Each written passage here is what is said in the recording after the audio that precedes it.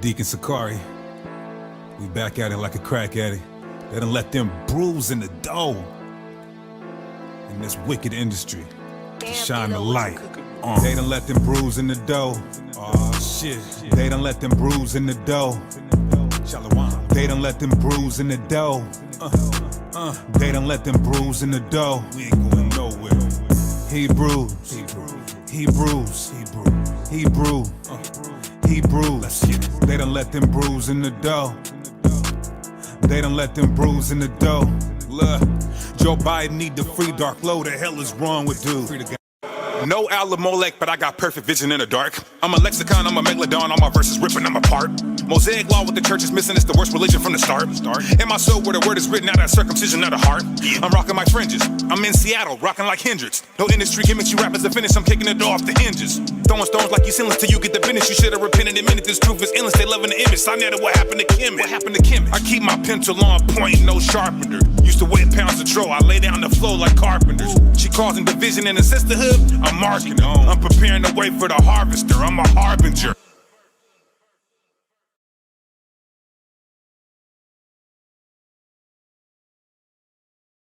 Cops hop out, we bail on them. Leviticus, I like my fish with scales on them. Ask Chief Ephraim, he can vouch.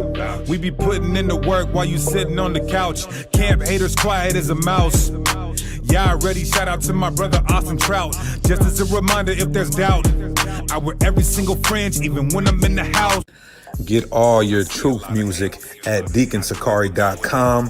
That's 9 albums. We even got a couple free for y'all. Support the cause, y'all. I see a lot of haters. I knew it would come with it. Rap game full of evil and sin, and I don't want none of it. They bite my style. They just want to take it and run with it. Sakari Varsity Online Academy, specializing in Hebrew apologetics. Come learn how to defend the gospel. Email sakariseattle@gmail.com. Limited registration.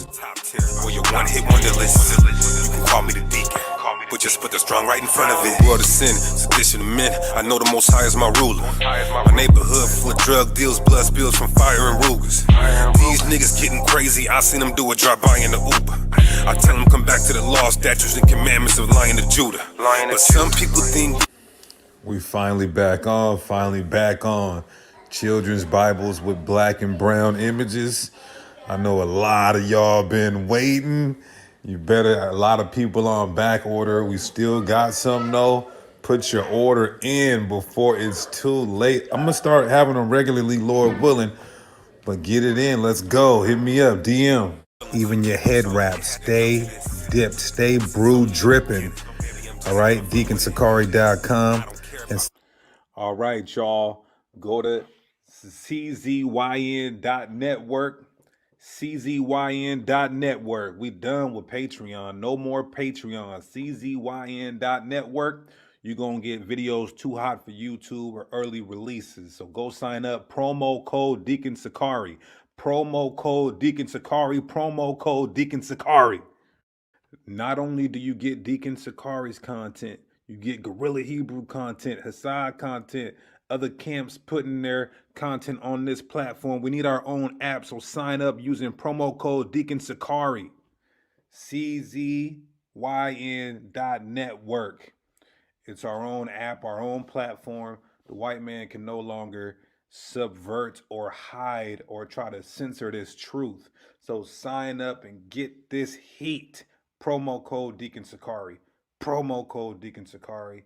Promo code Deacon Sakari. CZYN. Hey, listen, man. Y'all already know what this is. This ain't nothing new to y'all. Make it to the end. Make it to the end. Make it to the end. Hey, to the end. Hey, and don't quit. And don't quit. And don't quit. And don't quit. Have you ever went to court and got sentenced to 10 years of forgiveness? For the children of God, the church, if you don't know.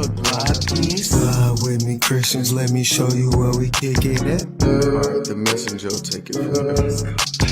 Slide with me, Christians. Let me show you where we kick it at. Where the children living at. G.O.D. be chilling at. First of all, I never give you hell. You could take your mama there. She took up 100 courts. She took up 100 courts. I know it. But I'm not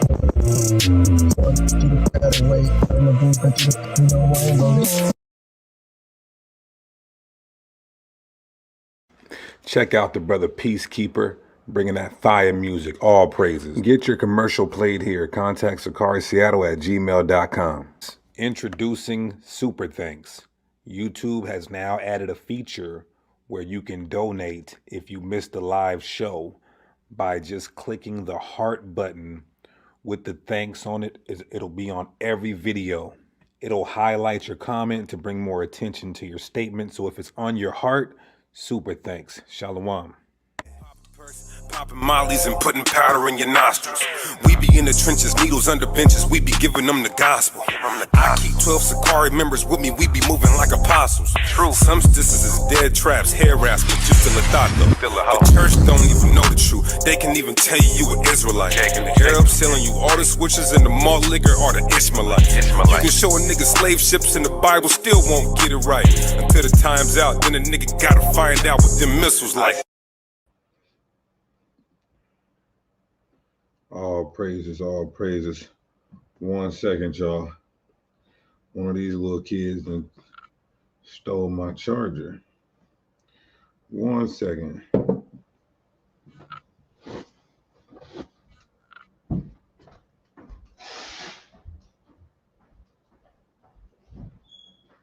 Who got the back to my charger?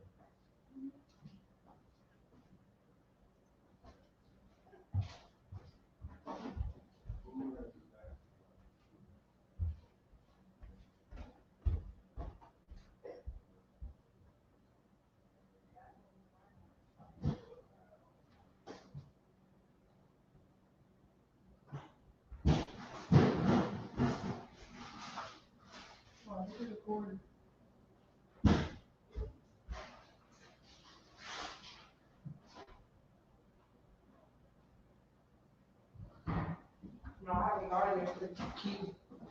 Did you find it? No.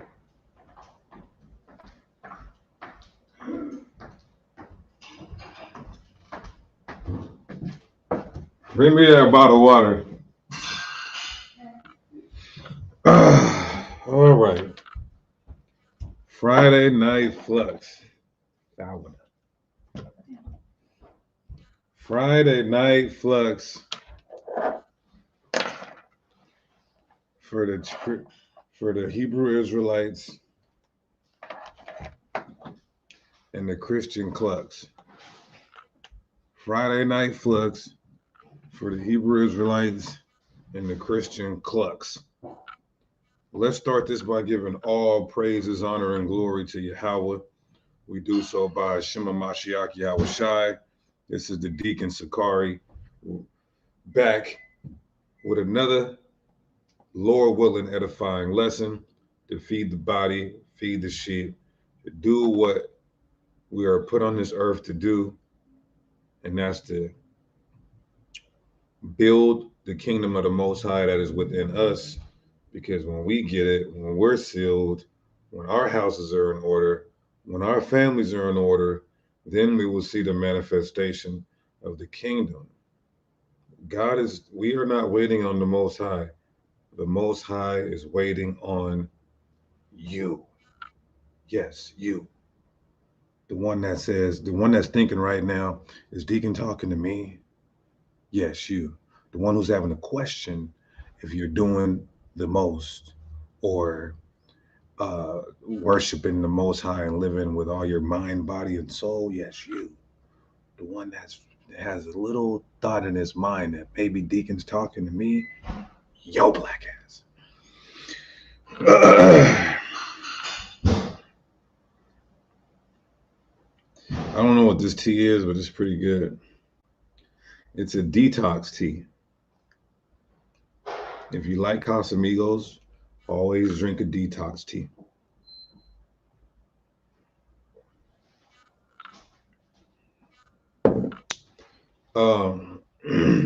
You guys know what the Christians teach.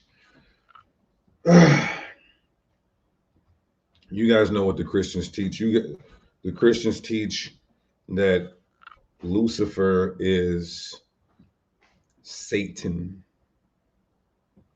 and Satan was an angel of the Lord. A bugged out doctrine, madness, a spookism, as they call it, from a religious terminology. Spookism. Um, where do they go to prove this?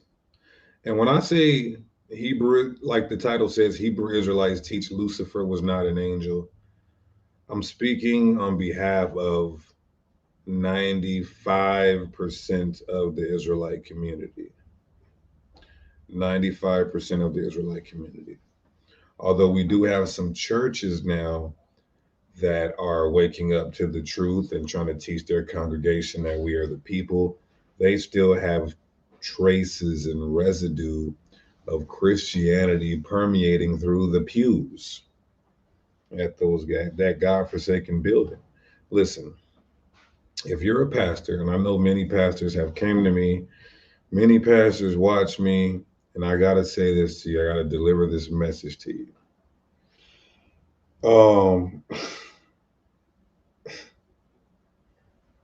Maybe when you realize we're the Israelites, you should burn that building down and get some insurance money, or just tear it down and rebuild it, because it's like putting new wine in an old bottle.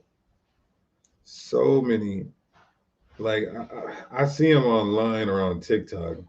There's some huge mega churches. The Israel of God is one of them. Like huge mega churches that still let the white man sit on their face and have an affinity to their oppressors. Everybody can make it. Let's forgive and forget. We ain't got to keep the law like that. We're in the new covenant. Just basically Christians who identify as Israelites, which is ridiculous.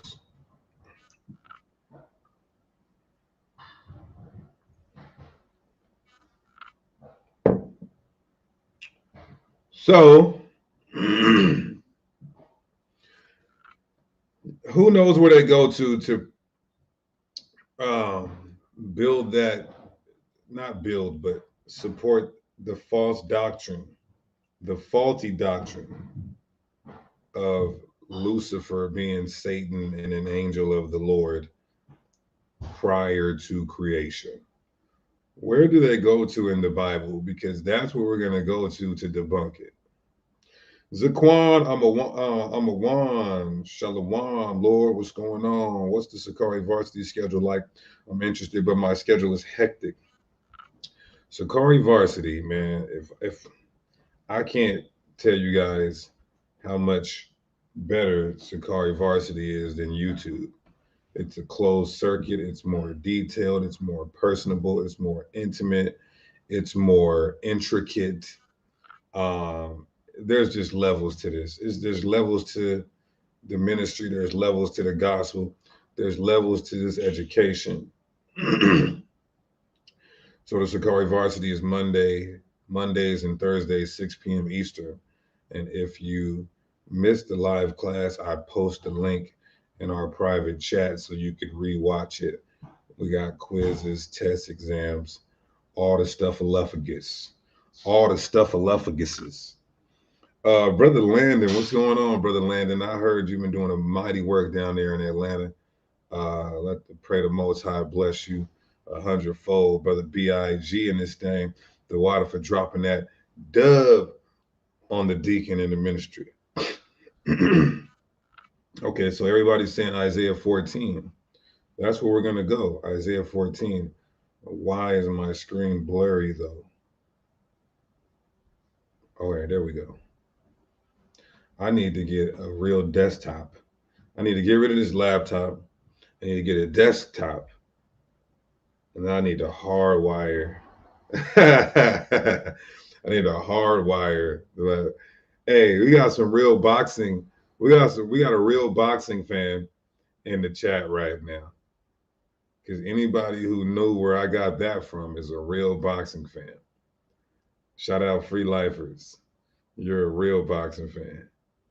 Um, Shout out Blue Blood too. I just don't like the guy. I don't like how he always has to introduce. He wants to be a boxing commentator so bad. He always has to, in every video, he has to introduce the fighter, how many fights they had, how many fights they lost, how many draws they had, how many knockouts they had, their arm reach, their height, their weight. I'm like, dude, like you want to be a boxing commentator so bad, my nigga. Just like chill and talk on your channel, bro. That's why I don't watch him no more. Um, all praises though. Yeah, let me know, Landon. We sure could use your help out here. Yeah, keeping it true. I can't stand him. I used to like him. He was cool. Then he started lying and putting out false information. And Levi, the Water King, all praises to the Most High. So we got we got more than one boxing fan. We got the Saints, Yeshayara, the Saints. I'm gonna just call him the Saints. Blue Blood, we read off your whole resume. I know, yeah. The unbending word, yeah, it's your boy. Who else? Who else said something about Blue Bloods? Israelite King. Yeah. I can't stand him.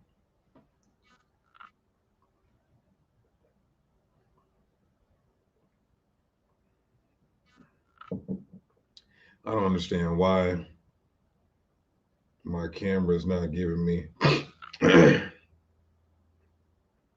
the full visuals. It's okay. You guys have seen me a million times. It's not about me. Like I always say, it's about my nieces and nephews out there.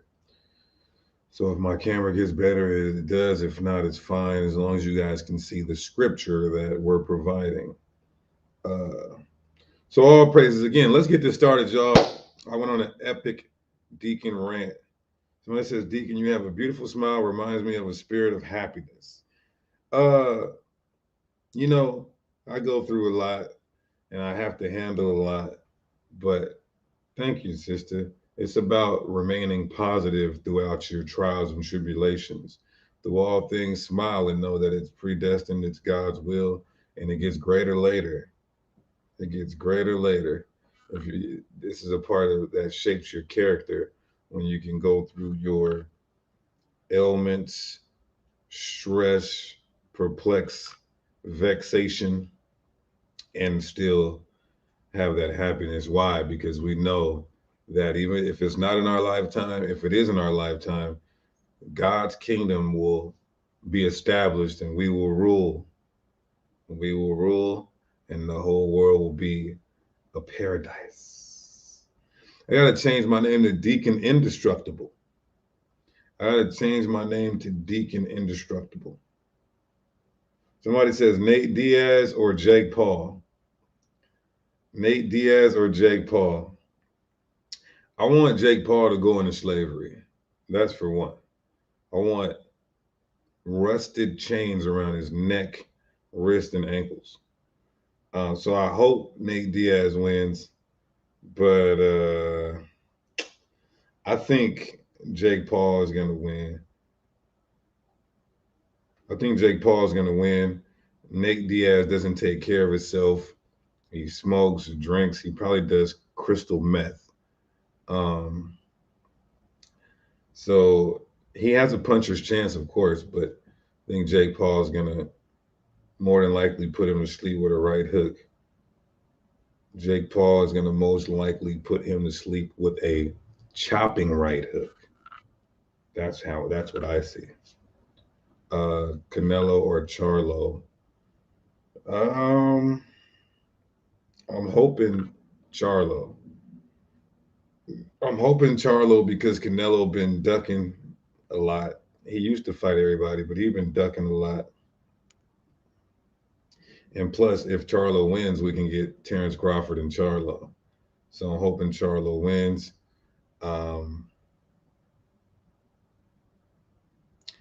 But I also see Charlo getting stopped because Charlo is very reckless sometimes. I was cheering for him against Stanionis, I believe. I was cheering for Charlo against Stanionis, where he became undisputed. And we're going to talk about the Bible after this, I promise. But he was also being reckless in that fight. If he does that against Canelo, he's probably going to go to sleep 7th round. 7 to 10 rounds, he'll be asleep. Okay, let's get started though. Let's get started. I told you guys I'm gonna make a boxing channel because I can see the Hebrew Israelites love boxing because that's our culture. That's where we come from. But I'm gonna start a channel for that so we can talk freely about boxing on that channel.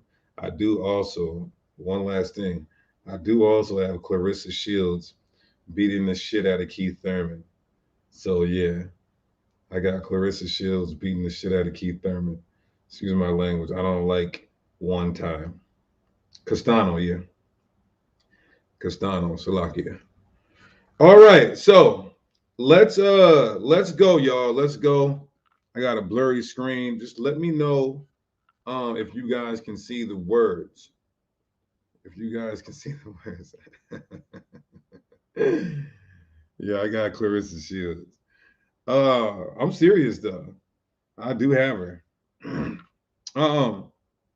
So this is where they go to try to say that Lucifer was an angel. Let me know if it's coming in clear, because I know my camera is kind of acting weird.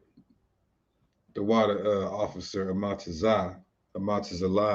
Make sure you guys, if you want to get the audio Bible, if you want to get the Sakari audio Bible, make sure you tap in with the moderator, also officer out of Miami, Amatazah. He's got the audio Bible. If you're tired of listening to the white man read you the Bible at night, which is why a lot of you Hebrew Israelites still have some residue of Christianity in you, because when you listen to the audio Bible, you listen to the devil read it to you. Imagine the devil reading Numbers chapter 6. God told Moses in the book of Numbers chapter 6 to pray this prayer over the children of Israel. Now imagine the devil praying the blessing, or even reading the blessing that God told Moses to bless on the children of Israel.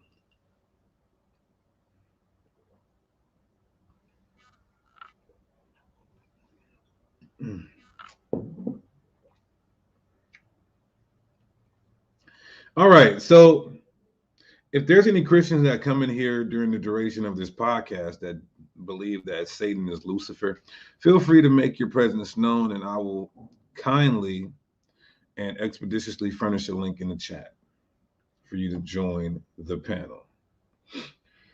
I'm going to read from the NLT because it's simplified, but if you guys hate the NLT, I could do a side-by-side comparison with the KJV and the NLT.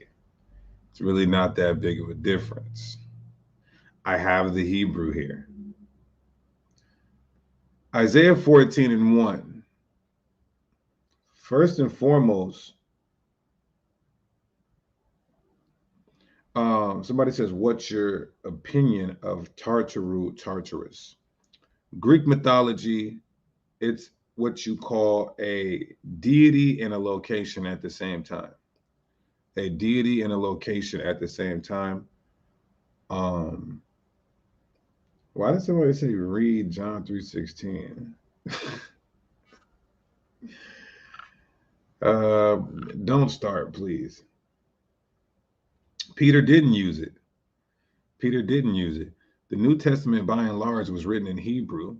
Now, the copiers translated the Hebrew New Testament to Greek because Greek was the lingua franca, and they wanted the religion of Christianity to spread throughout the Levant and Fertile Crescent, universalizing it, and also to add in their Greek mythology within the New Testament text, so that the pagans could receive this new religion called Christianity. Go take a look at my Hebrew presentation, Hebrew New Testament presentation. God saving everyone, young is savvy. Okay, young is savvy. All I'm going to ask is that you stick around to the end, because we do have a topic to discuss, and please don't spam. If you spam, we don't mind blocking you, your mom, your kids, your ex-wife. They gave us the unlimited. YouTube blessed my channel. When you get a certain subscriber, when you get a certain status, you get unlimited blocking. And I like to exercise it. So with Isaiah chapter 14, verse 1, we're going to start here. First of all, you can look at the title. It says a taunt for Babylon's king. A taunt for Babylon's king. So they know the publishers, and you might say, well, the publishers weren't the theologians. One could make that argument, but we could also make the argument that the publishers were theologians. The scholars who did the translating and publishers were so-called religious men. So, and they put in the title, a taunt for Babylon's king. So when did this doctrine of Lucifer begin? Who knows? Who knows when Christianity started teaching that Lucifer was Satan? Who knows? Let me see if we got some scholars in here. What time period? Give me a circa.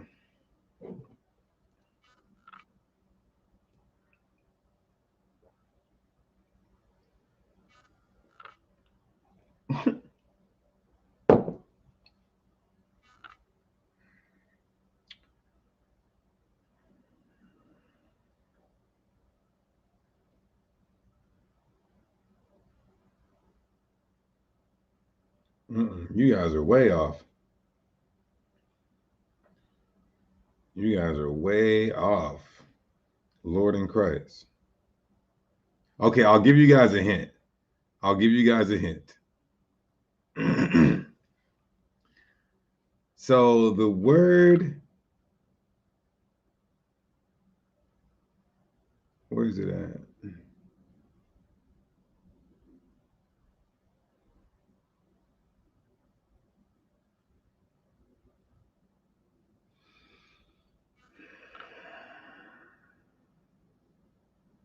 I'm gonna give you guys a hint, and if you Googled it, you're way wrong.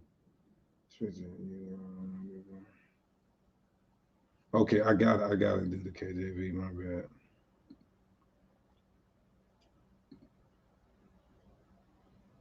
No, I'm gonna give you guys a hint. And then you guys are gonna be like, "Oh, I'm dumb." Okay, now the word Lucifer. The word Lucifer, is it an English word? Is it an English word? Is it a Hebrew word? Is it a Greek word? What language is the word Lucifer? Ah, it's Hebrew. There we go. Judah Perez. There we go. Now I'm going to ask you guys again. When did this doctrine start to formulate? I just gave you guys a huge hint.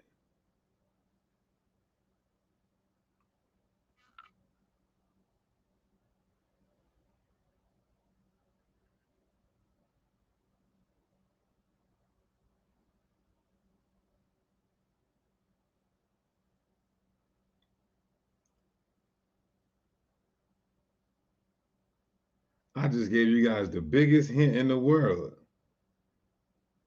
Somebody said way back then. Oh my God. All right, guys. Lord in Christ. The Latin Vulgate. There we go. Dwayne Scott. No. Dwayne Scott said 1550. No, the Latin Vulgate was compiled 400 AD. The Latin Vulgate. All right, so we got Dwayne got it right, but said the wrong date. And then Aduwa Yasharala said the Latin Vulgate with question marks. You questioned yourself. Don't never question yourself. So this whole doctrine of Lucifer being Satan started around 400 AD with the compiling of the Latin Vulgate. What is the Latin Vulgate? The Latin Vulgate was originated or compiled by a man by the name of Jerome. So you would like to think that he was a nigga, right? The nigga Jerome. About 400 AD. Now, what he did was he took the Hebrew manuscripts and he took the Greek manuscripts and he made, this was the first complete Bible. It was the first complete Bible of all the Old Testament and all the New Testament and some of the Apocrypha, I believe. But what he did was he translated the Greek manuscripts of the New Testament, the Hebrew manuscripts of the Old Testament. He translated that into Latin, deeming it the Latin Vulgate. And that circulated for a while, and really until English Bibles came around. Well, no, until the Syriac, which is called the Peshitta. The Peshitta, that started circulating around 500 AD. So now you guys can have a little understanding that this was not something that we taught during the 1st century, 2nd century. Not even Gentiles who started to believe in Christianity were teaching this until about 400 AD circa. So you might want to ask yourself, everybody, why is there a Latin word? Now, let me ask you guys this. The King James, what language is the King James Bible? What language is the King James Bible? Simple, easy question. What language is the King James Bible?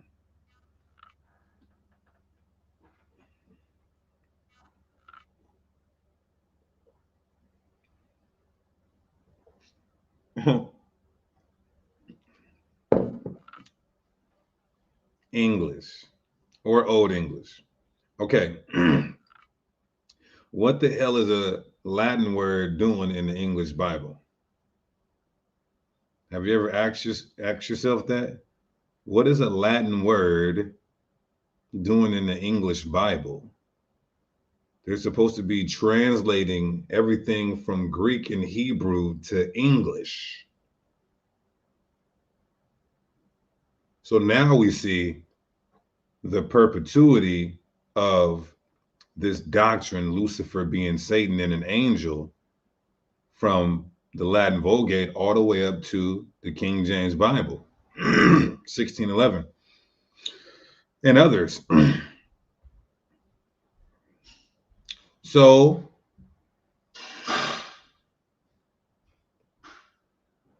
how do you say morning star in Hebrew? How do you say morning star in Hebrew? How do you say morning star in Hebrew? Because that's what this means, morning star. Hayalah, right? I'm just trying to explain this to you, how it's very simple and the Christians have ran with this spookism. Okay, now, how do you say, because I know the chat is like 10 seconds behind, it's fine. How do you say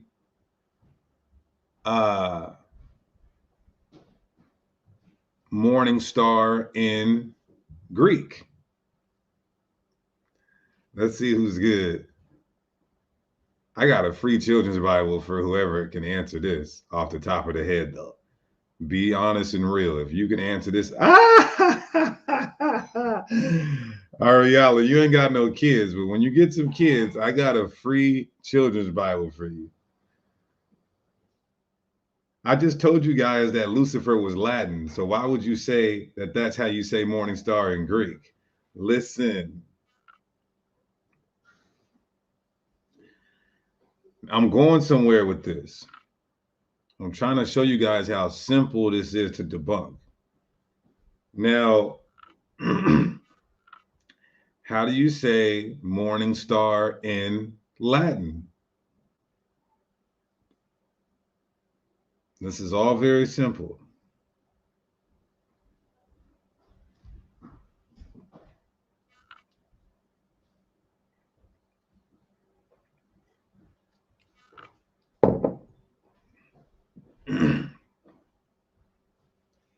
There we go. Ariella must have better Wi-Fi than all of you guys, because he's not 18 seconds behind. Usually everybody's 18 seconds behind. Okay, so you guys got it, right? Now you guys get it? So in the Hebrew, in the ancient Hebrew, this word Lucifer, this Latin word was not there. Isaiah didn't write his scriptures in Latin. He said, I'm right by the router. Isaiah did not write his scriptures in Latin. Isaiah wrote his scriptures in Hebrew. So there's not supposed to be a Latin word there. But Christianity has built this false doctrine that Lucifer is Satan, that they even have a Latin word in the English translation of something that was written in Hebrew. You get how ridiculous that is? I hope you guys get it. So what did God tell Isaiah right here? Isaiah prophesied 740-ish BC. What did God tell Isaiah in 740-ish BC? What did God tell Isaiah in 740-ish BC? He told him, how art thou fall from heaven, Hayallah? I'm sure if Ariella was on here, he could read the whole thing in Hebrew. But he said Hayallah to Isaiah, which means what? Let's go here. We're going to read the whole chapter 2. Don't worry about it. Which means, boom. Hebrew.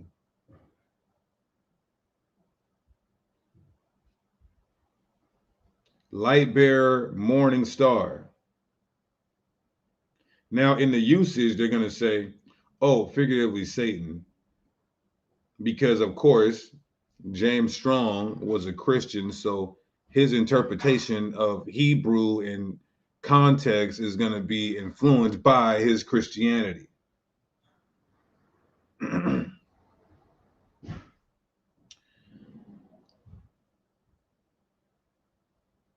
The morning star, Lucifer.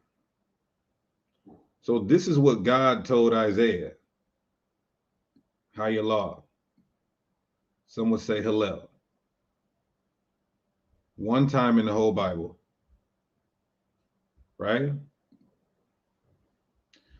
So why would King James commission 70 scholars to translate a Hebrew word? He translated all these Hebrew words into English, but right here, they translate this passage in English, but this word to Latin?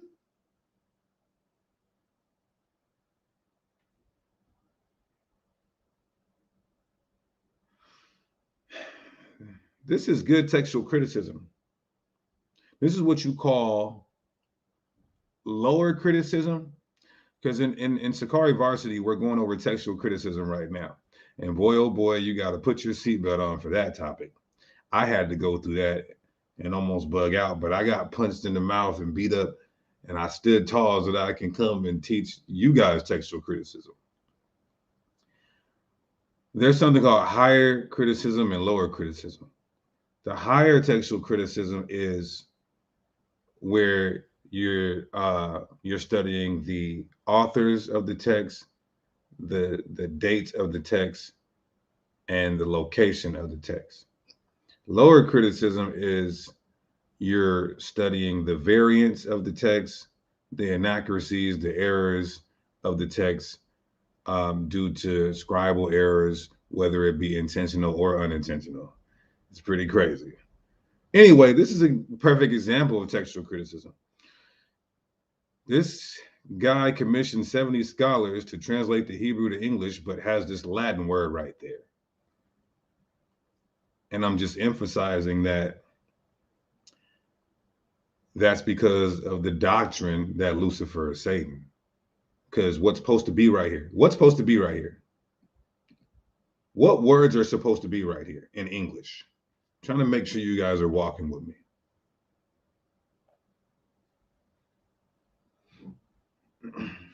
What words are supposed to be right here that I'm highlighting instead of Lucifer?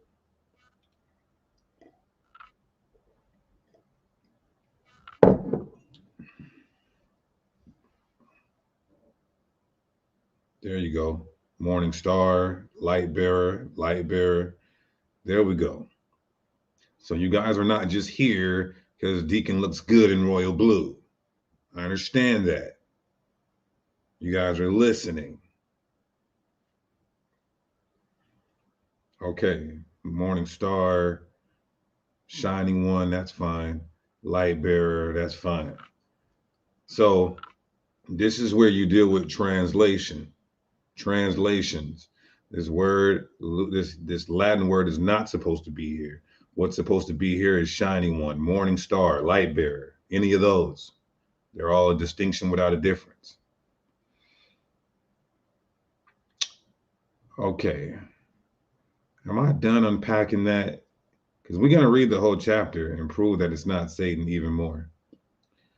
Am I done unpacking that though?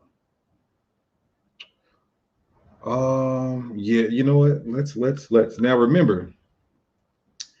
I told you guys. Okay, so yeah, let's take it back. Let's take it back to 400 AD. Real quick. So being that this is the Latin word Lucifer, when Jerome seen this in Hebrew, he seen the Hebrew word Hayalah. He translated that into Lucifer. But I cannot emphatically say that Jerome believed Lucifer was Satan. I can't emphatically say that. I just know people were worshiping the Latin Vulgate because it was the first compiled Old Testament and New Testament. Excuse me.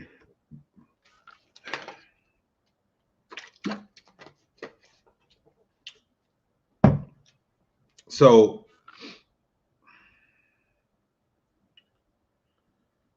all he's seen that the word Hayalah meant was morning stars. So he translated that word into Lucifer, Jerome back in 400 AD with the Latin Vulgate, because Lucifer means morning star, Hayalah means morning star.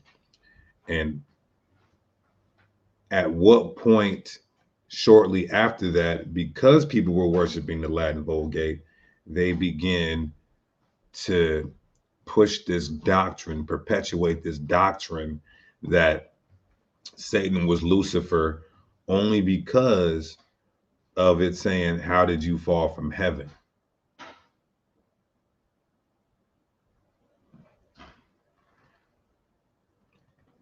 And that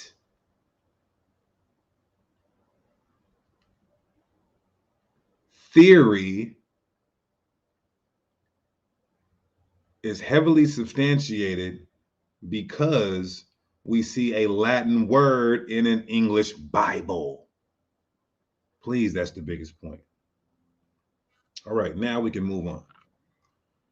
We're proving that Satan is not Lucifer.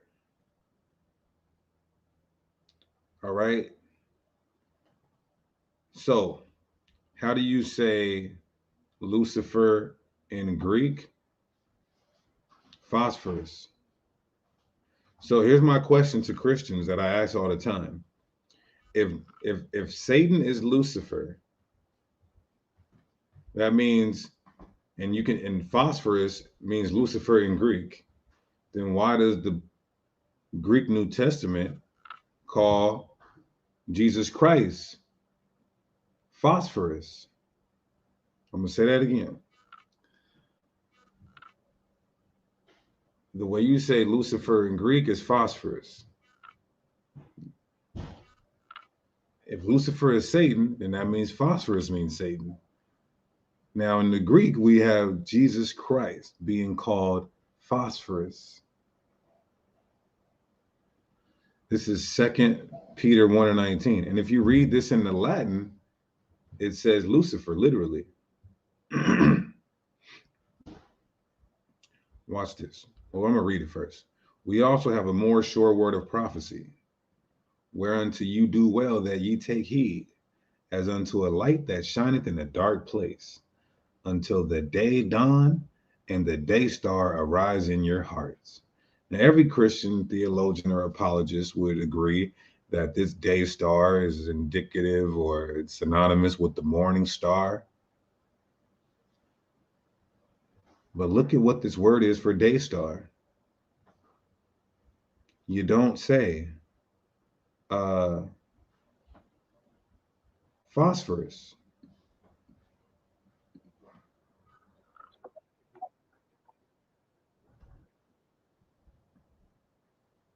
Phosphorus. Phosphorus. Well, let's see what it means, in case you guys think I'm lying here. Light bringing, giving light, the morning star, metaphor for Christ. But look at this. Look at this. As a substantive,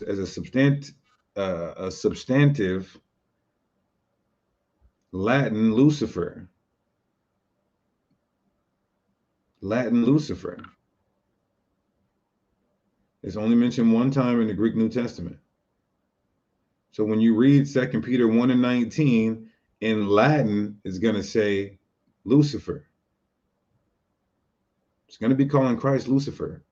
Oh my God, Deacon, I'm bugging out. I'm bugging out. It's just proving that Lucifer is not Satan, because Christ is not Satan. Satan tempted Christ in the wilderness. Two different entities.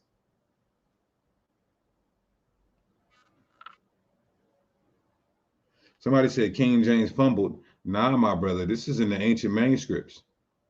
That word phosphorus is in the ancient manuscripts. Guess who fumbled? The copiers who translated the Hebrew New Testament. Peter was a real Hebrew. Peter wrote his epistles in Hebrew. So the copiers of that time, trying to spread the religion of Christianity, translated the Hebrew New Testament to Greek. And now this is where you have Greek mythology riddled all in the ancient text.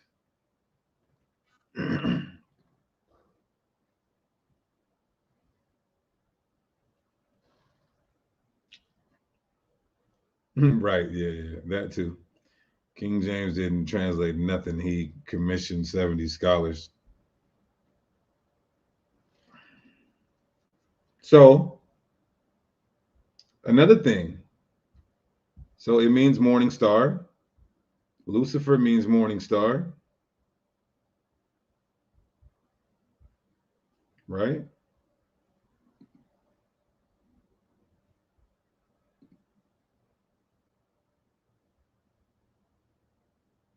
So we're back on Lucifer.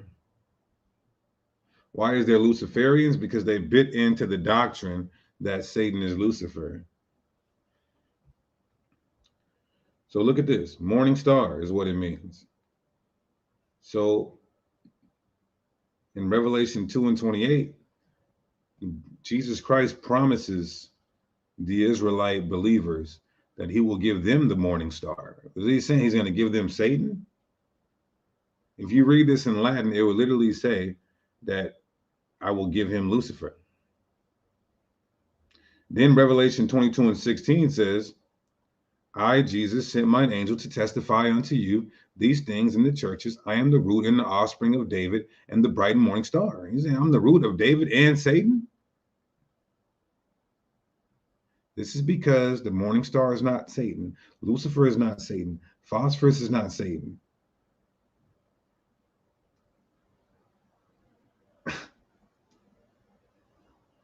Get that out of your Christianized brains. So did phosphorus fall from heaven? Phosphorus is a title.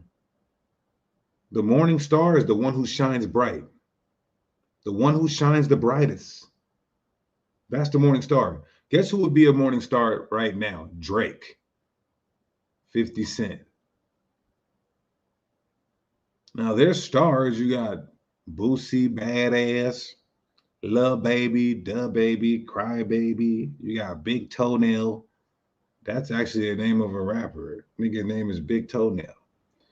And so you got these other stars, but then you got these stars that shine brighter than the other stars. That would be the morning star, the ones that hold the height of the hill.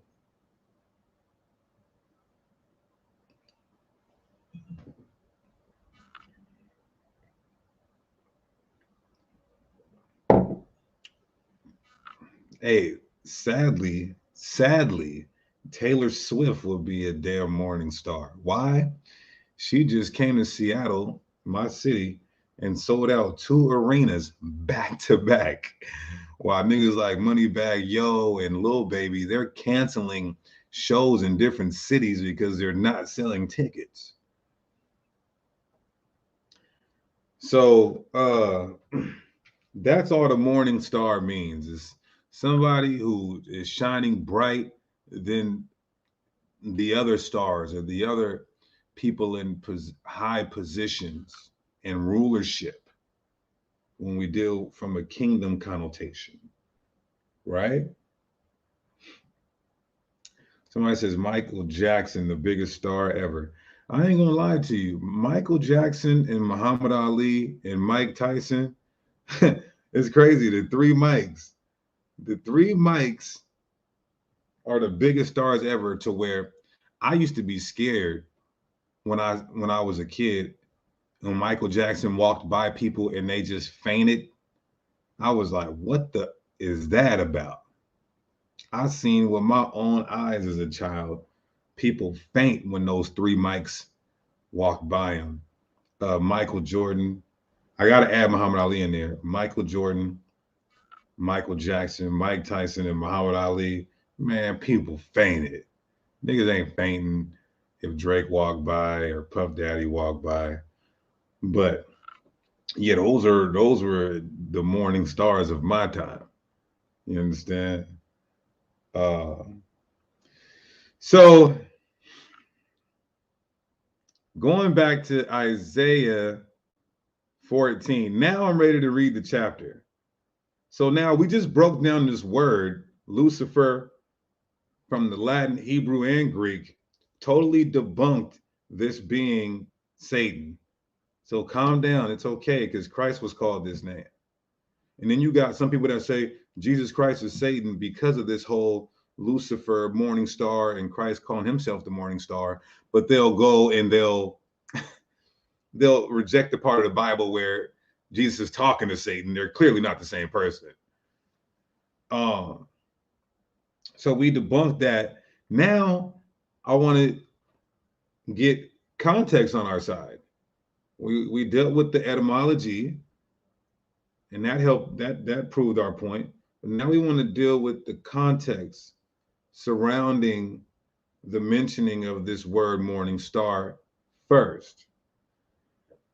It being first mentioned in Isaiah 14. So I'm gonna go back here. I'm gonna take this down. I want to, is it okay? Is it okay if we do the NLT, or are you guys KJV onlys? Can we do the NLT, or are you guys KJV onlys?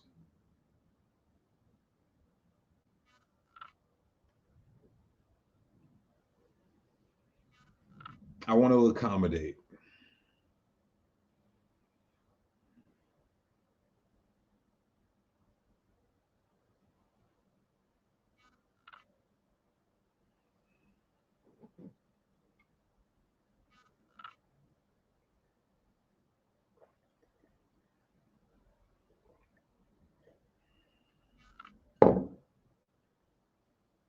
All right. All praises.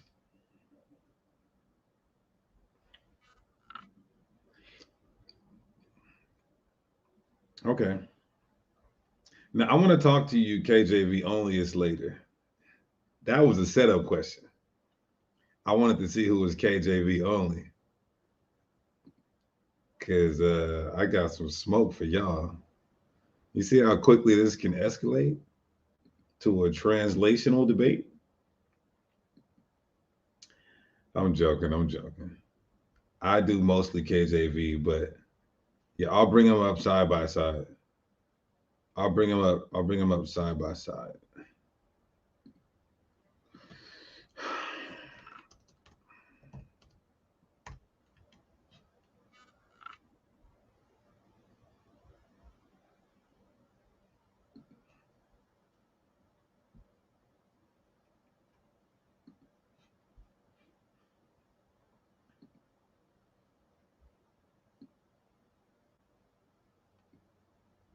Okay, hold on. Let me get Young Savvy.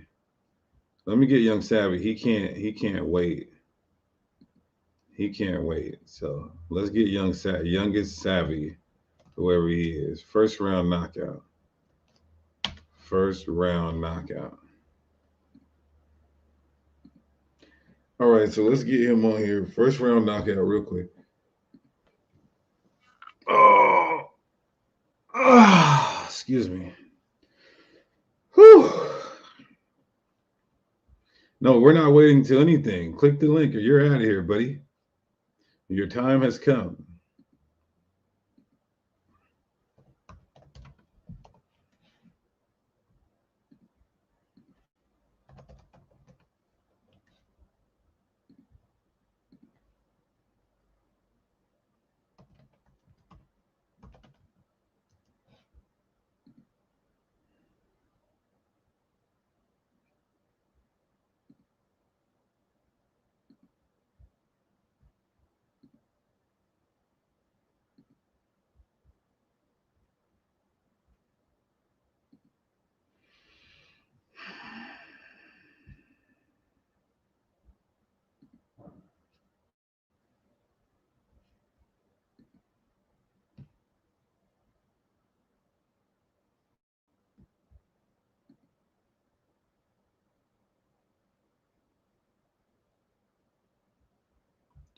Okay, let's give him 30. I clicked it. You didn't click it. You're not in here.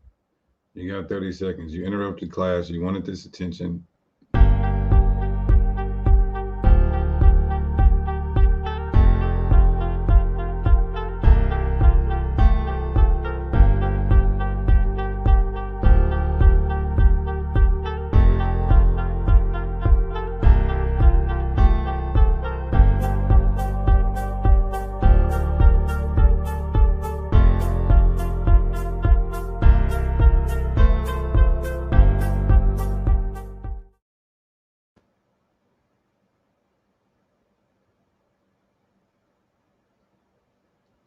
$15, $14, $13, $12, $11, $10, $9, $8, $7, $6.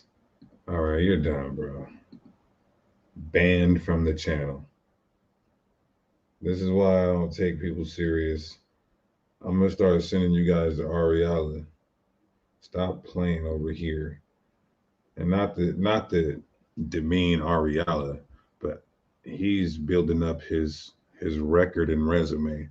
I'm already established, sir. Stop playing games on the channel. Anyway, all right, so let's do it side by side. Let's do it side by side of the NLT and the KJV. And I want to try. I think we got a lot of time until I got to pass it to Alazar and Hassad.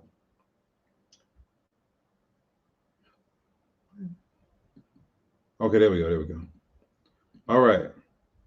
So I do see a difference here. I do see a difference here. Yeah, brother. If you want to get with Ariala. Ariala already left his email for you.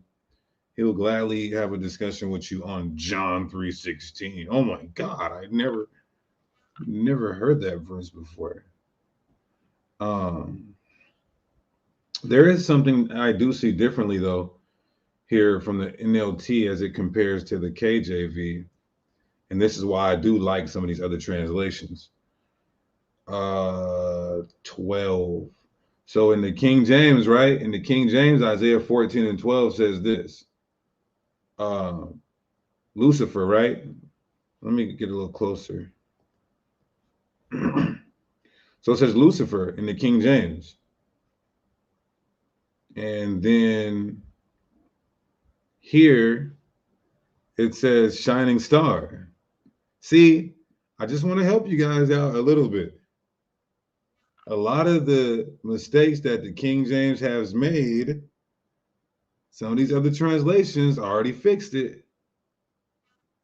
Come on, we got to give credit where credit is due. So King James has this Latin word here, clearly, because he's influenced by Christianity, or at least the scholars he commissioned were influenced by Christianity, the doctrine of Lucifer being Satan, or they wouldn't have put a Latin word there. They were trying to say, let's put some respect on, let's put some respect on this doctrine that Lucifer is Satan. So we're going to put Lucifer here. But the NLT already changed it and put what it actually means in English.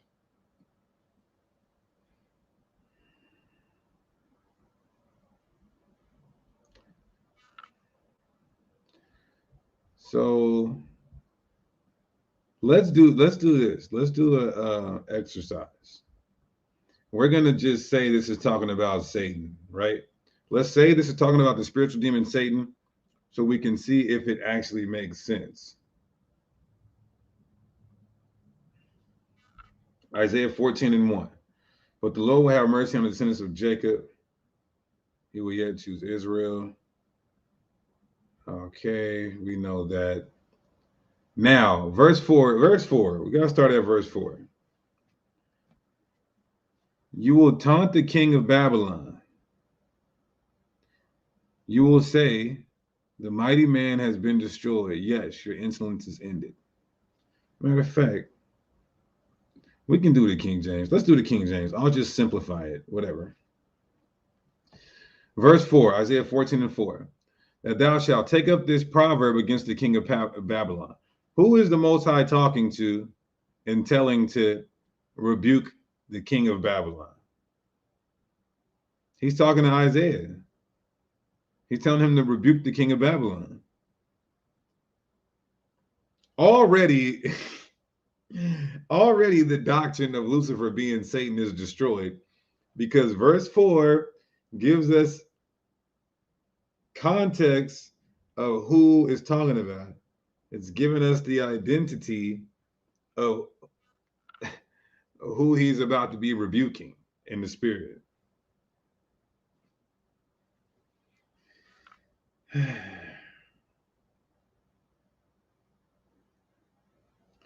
Vanessa Wells. I'm sorry, I love you, sister, but it doesn't actually say that. It says if you add or change the book of the law, or if you add or change the writings in Revelation. Technically, if we want to be sincere and true to the text. She's not tripping, but I just want to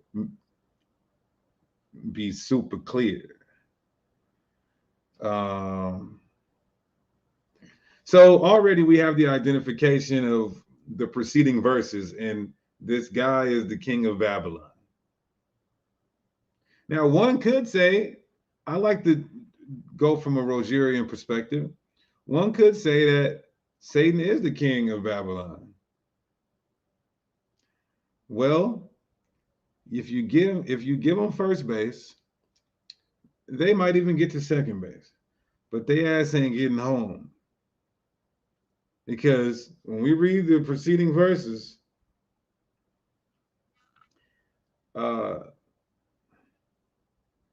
they are not going to align with Satan. And say, how has the oppressor ceased? The golden city ceased. The Lord has broken the staff of the wicked. So there's a people here. Salakia. There's a people, there's a city, and there's a king. If we're just being honest, Satan being Lucifer already debunked. Verse 6, he who smote the people in wrath with a continual stroke. No, Satan blesses you with riches and abundance when you serve him. He's not oppressing and smiting the people in wrath with the continual stroke. He that ruled the nations in anger is persecuted and none hindered. Who's persecuting Satan? Let's see what the NLT says for verse 6. You struck the people with endless blows of rage and held the nations in your angry grip with unrelenting tyranny. No, Satan is the God of this world that actually gives the nation success. Now watch this though. But finally, verse 7, but finally, the earth is at rest and quiet. Now it can sing again. So whenever this entity who was a tyrannical over the nations, somebody said Nebuchadnezzar, it's not Nebuchadnezzar either. We're going to go through this and we're going to debunk it being Satan. Then we'll go through it and give the proper understanding of it. But finally, the earth is at rest. Now it can sing again. Even the trees of the forest, the cypress trees and the cedars of Lebanon sing out this joyous song.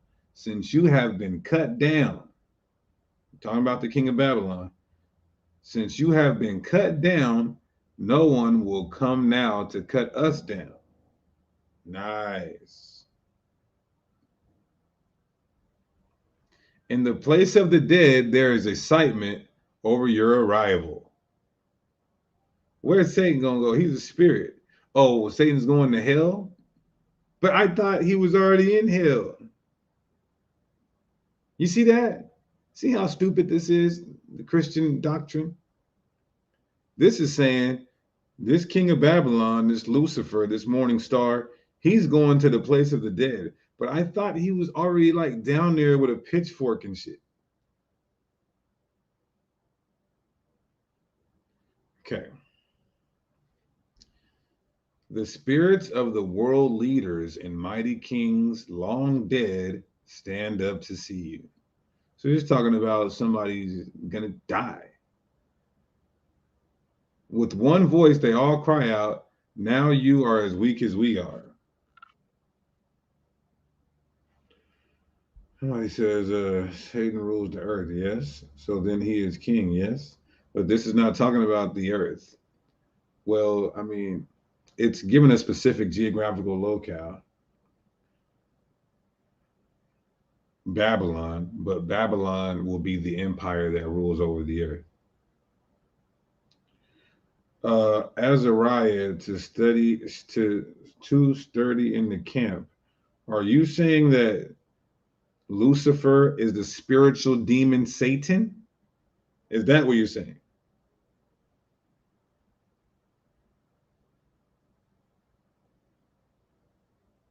And are you a Hebrew Israelite saying this stuff?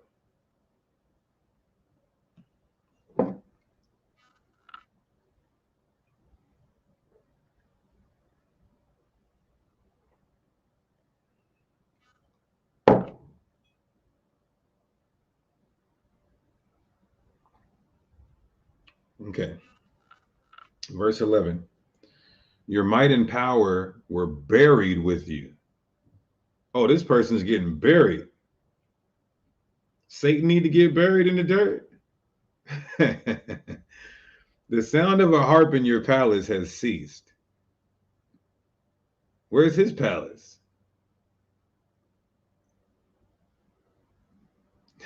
It's completely bogus. Look at this. Now, maggots are your sheet and worms your blanket. Wait a second. This person's got some flesh. This person's got some flesh for worms to eat. You tell me the spiritual demon Satan got some flesh for worms to eat, sir?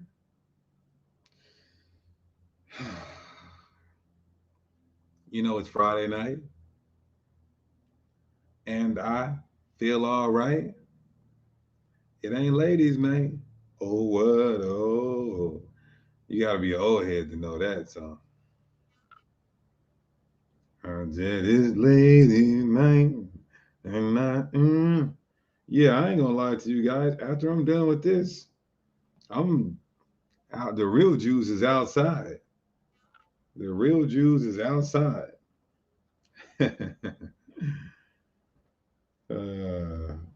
He said buried just means destroyed. Well, why would he put emphasis on the maggots and worms? Come on. You got to be consistent with the text.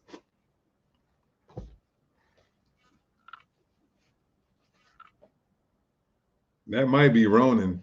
That might be Ronan. Verse 12. How are you fallen from heaven, O shining star, son of the morning? You have been thrown down to the earth, you who destroyed the nations of the world. Now, this is where they really harp on, because the KJV will say, how art thou fallen from heaven, O Lucifer, son of the morning? So people take this to mean the third heaven, where the Most High dwells at. The Bible is clear that there's three heavens. Where the Father dwells, out of the firmament, and then where the birds fly. No, I'm sorry, there's four heavens. And the fourth one is it being used figuratively, being taken from a high, lofty position to a low estate. You understand? Moses says, can you allow me on the live? What would you like to discuss? So we fell from heaven too. Does that mean that it's talking about the Israelites falling from the third heaven that the Most High is in?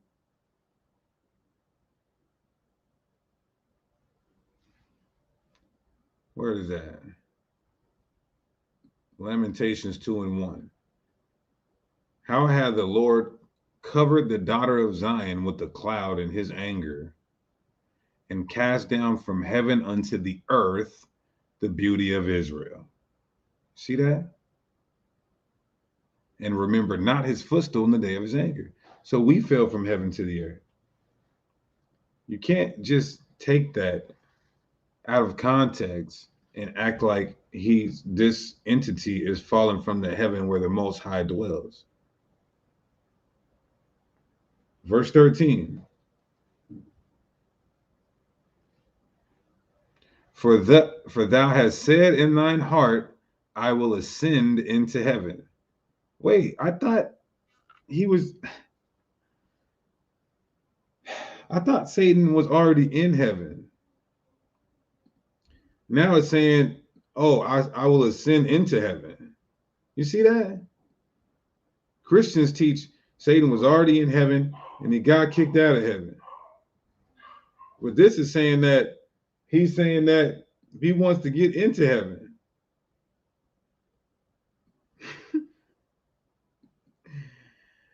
It's all Hebrew phraseology or Hebraic thoughts of being in a lower state and a higher state. Very simple, as the precepts provided. I will exalt my throne above the stars of God. I will sit also on the mount of the congregation in the sides of the north. Who are the stars of God? the Israelites. I will ascend above the heights of the clouds. I will be like the Most High. How many kings did we see act like they were the Most High and they took credit for the Most High's work? We can see that within the biblical historicity. Yet thou shalt be brought down to hell, to the sides of the pit. When you look up this word for hell, it's simply the grave, Sheol. It could mean that this individual is just going to die the death, or it could be used figurative as a low estate. They that see thee shall narrowly look upon thee and consider thee, saying, is this the man? Not the spirit. Is this the man that made the earth tremble, that did shake kingdoms, that made the world as a wilderness and destroyed the cities? Whoo. Like I said, I'm going to go through this. We're just debunking this being about Satan, but we're going to give the proper understanding of it in a second. But I got some trap questions. I don't want to reveal everything, because I got some trap questions for a couple people with some smoke in the chat right now. Let's go over this together.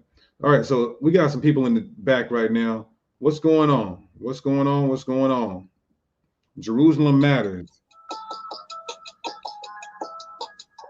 Hey, can you hear me? Yeah, I hear you. Hey, what's up, Dig? It's me, man. What's up, man? How you been, brother? How you been, Ak? Who's this? Hey, it's me, brother. What's up? Screw that guy. Youngest Savvy. There you go. We finally got you. Youngest Savvy, we finally got you. What's going on, brother?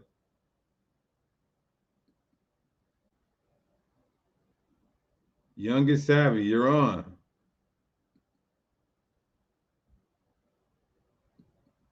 Unmute your mic. Unmute your mic. Got guys on here that don't even know how to unmute the mic. Lord in Christ. Yeah, there's a link in the chat for those of you who want to come on here and talk before we get back on. And that beat was T. That beat that he was playing in the background was capital T, lowercase r, Ash. T-Rash. Moses, you're live on the show. What's going on? Hey, brother. Can you hear me? Yeah, what's going on? Yeah, hello. Can you hear me? Yeah, I hear you clearly. There we go. Perfect. So, number one, the first thing I wanted to discuss with you is just kind of some Q&A for you. Do you believe that Jews, every single Jew, were able to receive promise from God? The promises of God? Yes. Are the promises of God to every single Jew? Exclusively for Jews. Yes. Go to Numbers chapter 16. Okay, you go to Numbers 16. Let's go there. Okay, go ahead, read it. Numbers chapter 16. All right. Can you throw it on the screen for the chat? Yeah. Because this is talking about Korah along with others that rebelled against Moses and Aaron when they were questioning their authority. And then as a result, God caused the earth to open up and swallow Korah, who was a Jew, and his followers. Okay, what's your point that you're making? They were Jews. Okay. I'm not understanding your point. But you said that all Jews have the promises of God. But they obviously didn't. They got swallowed up I said by the earth. All Jews have access to the promises of God. Access to the promises of God. So they don't just inherit it, right? Well, yes, they do, but they qualify. Well, did Korah? They qualify. Did Korah? Absolutely, yes. Any even though Israelite, they got swallowed up by the earth, and that was just it. did God make the promise to Abraham? Did he? Did God make a promise to Abraham? Did he? That's a perfect question. Did he? Yes, he did. No. Now, So actually, he made the promise to Noah in Genesis chapter 6, verse 8 through 9, and also 22. So in the Old Testament, Noah was a righteous man who obeyed God's command to build an ark, and as a result, he and his family were saved from the flood, and Noah was blessed. This hey, is before. before we move any further, what congregation are you with? What congregation? You mean like am I are you talking about am I like a denomination? Is that what you mean by congregation? Are you a Christian? Yes. Okay. All right. Galatians 3:16 says, the promises were spoken to Abraham. The King James says, now to Abraham and his seed were the promises made. Why are you so stupid that you didn't know God made a promise to Abraham? And who was Abraham? Was he the father of one nation or every? That's not the question I asked you. I said, did God make a promise to Abraham? You said no. Can you hear me? Can I speak?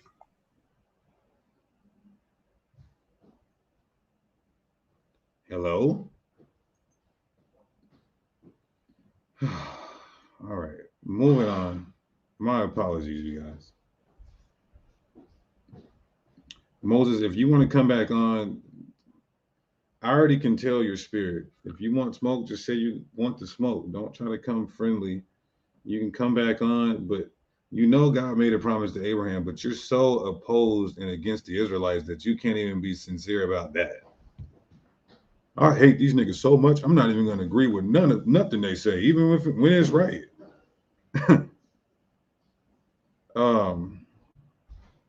Oh, I wanted to put the link in the chat about. Let me on. Stop being. Jesus Christ. Moses, come back on, Moses. But mind your manners. Mind your manners. Chill out. But I wanted to have somebody come on here about Satan being Lucifer. All right, John Weaver, you're live. John Hey, Weaver. Shalom, man. It's me, brother. There you go. There My you go. bad for This the music was trash. Are you the one in the chat that believes that Satan is Lucifer? What? No, that's not me. What the fuck? I'm sorry, brother. Oh no, yeah. You can't be cussing like that. I'm sorry, brother. Hey, One second. Hold on. 1 second. Moses. Yeah. So when I was trying to speak, you were putting me backstage and acting like I was silent, but you were putting me backstage so I couldn't speak. That was dishonest of you. Moses. No, but was that honest of you to do that for the chat that doesn't know what's going on behind the scene? Moses. Whatever technical. Can you answer that question? That wasn't very honest.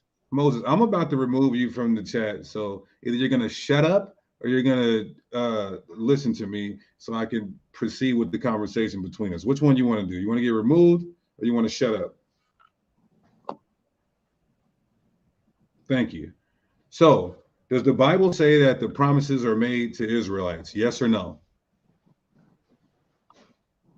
This is say it's only exclusive to Israelites. That's the question. Why are you answering a question with a question? Just say yes or no. You let me know. Because have you ever read the book of Hebrews? Okay. I'm gonna ask you one last time. Does the Bible explicitly say the promises are to Israelites? In the Old Testament or New Testament? Anywhere in the Bible. Yes. Okay, thank you. So why would you come on here and even ask that question? Because if you read the book of Hebrews chapter 8, verse 8 through 13, it says, I will put my laws into their mind and write them in their hearts, and I will be to them a God, and they shall be to me a people, and they shall not teach every man his neighbor, and every man his neighbor, saying, know the Lord. And it says, "For all know me, from the least to the greatest, for I will be merciful to their unrighteousness and their sins and their iniquities will I remember no more. In that he saith, a new covenant he hath made, the first old. Now that which decayeth and waxeth old is ready to vanish away."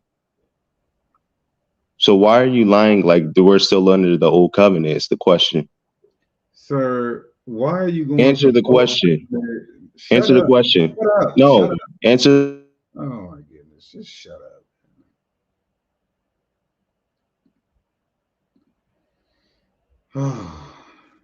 All right, Ronan, go ahead. I'd rather deal with you than him. Go ahead. I know, man. Like, what the hell, brother? You going off? This brother be going off, huh, D? Man, no, I said, why did he come on here saying the promises weren't for the Israelites? Then he's saying, why are you lying talking about we're under the old covenant? Who the hell said something about the old covenant? We're talking about the promises. Anyway, go I ahead. know. That's Romans 9. You know what I'm saying, brother? Listen, man. Just join the academy. You know what I'm saying? Learn from Deacon because you need it, brother, quite frankly. Tell him. You know what I'm saying? Yo, you need it. And I suggest a lot of you, brother, even though, we shouldn't be selling the knowledge of the Lord, Deacon, hey, if you gotta Wait, hold on. Did the prophets get paid to prophesy?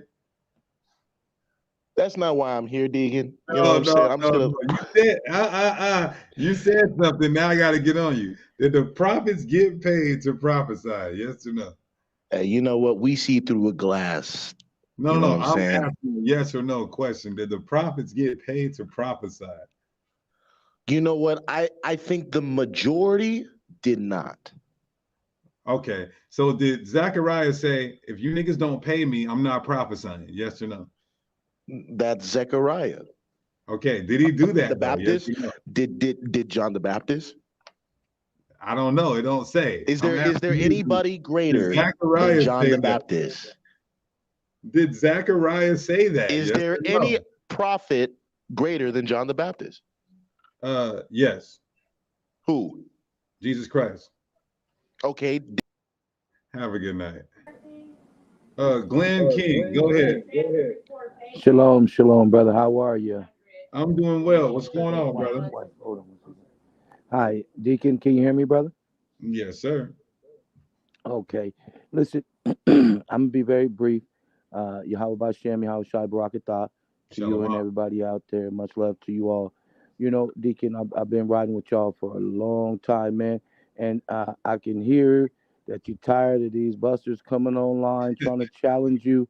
I know you got a million body bags in the closet that you done put them in, brother. But I'm here to let everybody in this audience know if you come to challenge Sakari and Deacon especially, you're just gonna end up right back in the grave, man. They need to stop, man.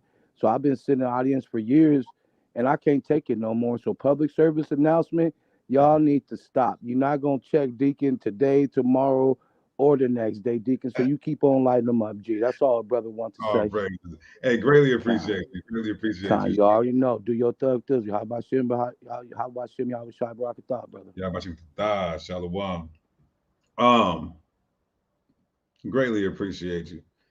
Now, can we get back on the lesson? I wanted to talk about Satan being Lucifer. Is there anybody that wants to talk about Satan being Lucifer? Well, I got like 30 minutes left.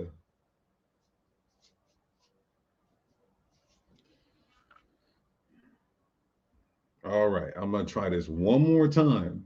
Let's talk about Satan being Lucifer.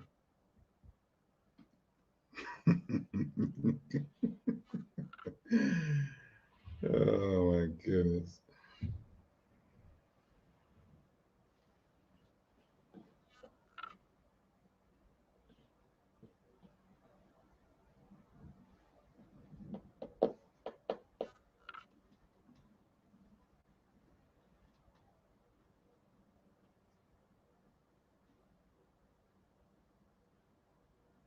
Let's stick to the topic.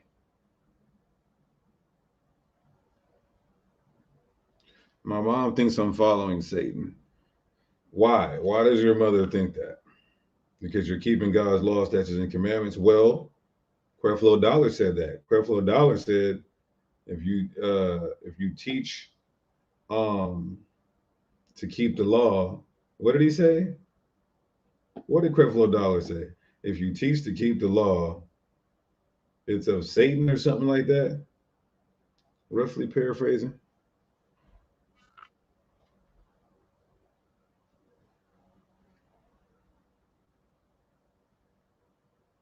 Satan is not Lucifer.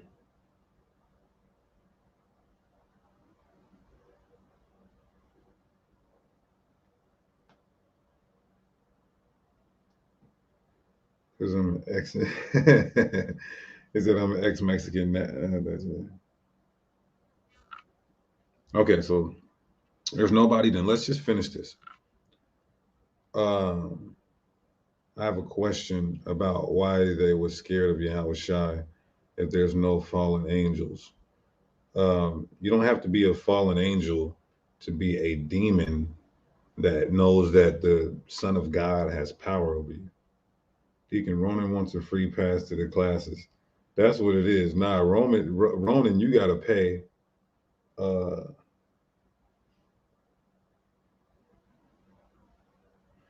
Ronan, you gotta pay triple to get into Sakari Varsity. The Japhites or the Pacific Islanders?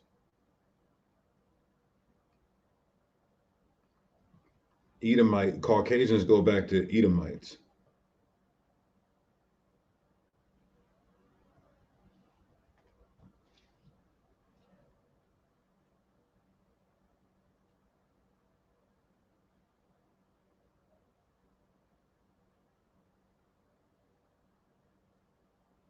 All right, I'm gonna answer this last question, and then we're gonna get back on the topic. Somebody said reconcile with. Somebody said they'll pay for Ronan. Reconcile Proverbs 23 and 23 with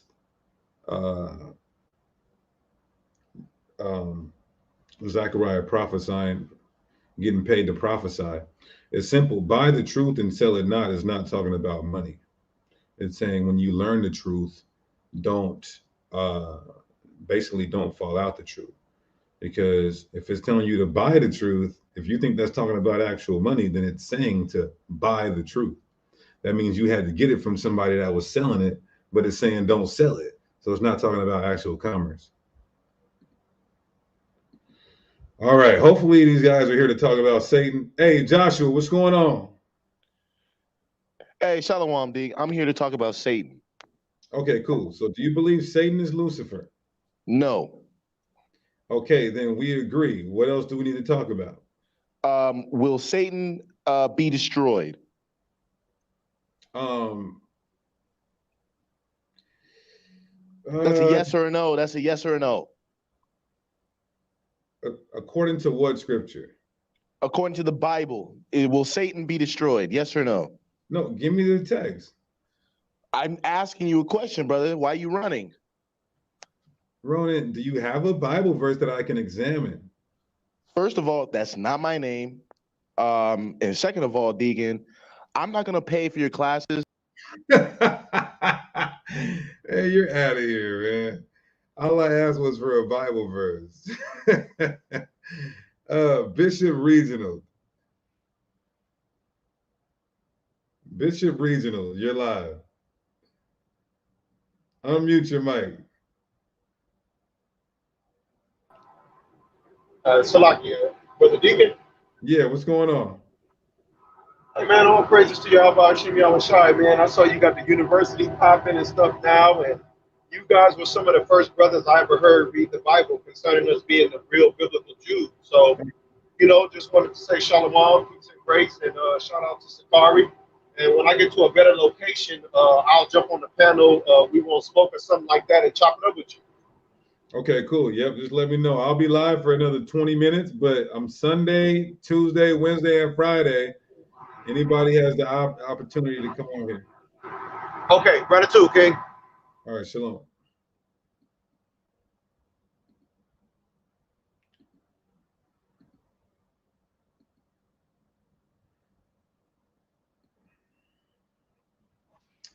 Deacon, that was extremely disingenuous. Sister, what did I do wrong? I get combinations of aqueducts vegetables every day. I'm waxing words. Ha! Yep, that's a bar. I got examinations in my aqueducts and reservoirs. Every day I'm waxing words. They lower my credit score. That's the deacon. Sister, what did I do wrong? She said you did. Huh? I'm asking you, what did I do wrong? What did I do wrong, sister? This time.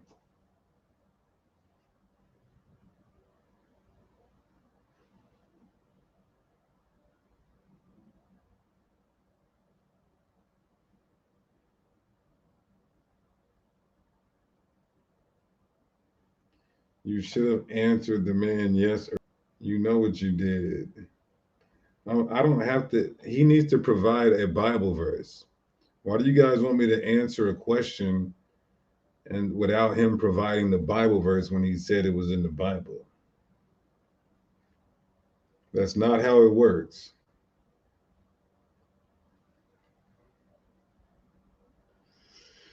Okay, so let's just continue here. You know what you did? Look, she's yelling at me. Sister, are you married? Are you married? The whole chat wants to know.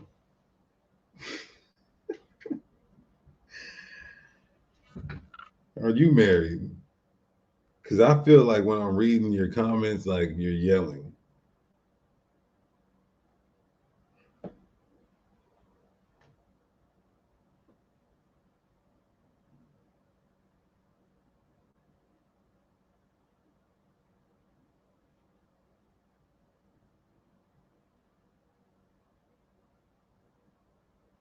Where'd she go? I'm telling. Where'd she go? I'm telling. Now she just gone now? Ooh, I'm telling.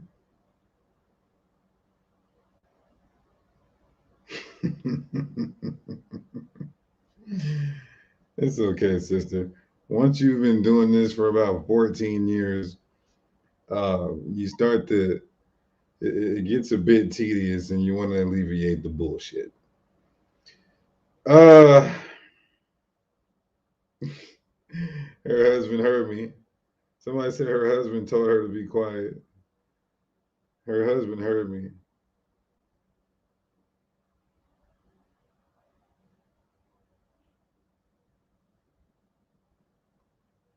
I'm confused at all these questions. Yeah.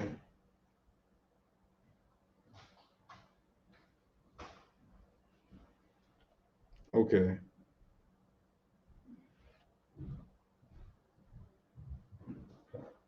Only now do I realize how difficult this is. Maka war, I'm telling you. Hi, I just heard about the Israelites 2 weeks ago. I am Yoruba. I hear Africans are Hamites. No, no, no. We did not say that. There are Israelites over there, tribe of Ashanti, tribe of Yoruba, um, Ashanti, Yoruba. Some would even say the Limba. I'm missing some. And Ghana, Igbo, of course.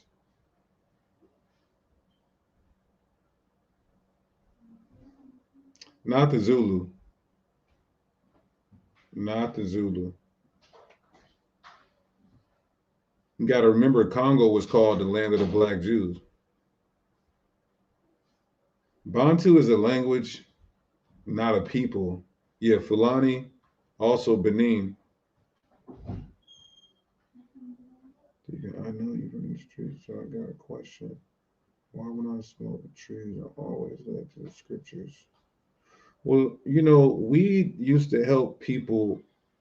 I have heard that smoking marijuana has helped certain people focus more. It still doesn't mean that it's lawful to do, but I have heard a lot of people say that, even in school. My nigga was like, he used to get when he used to smoke that weed, he used to get 4.0s off the tree.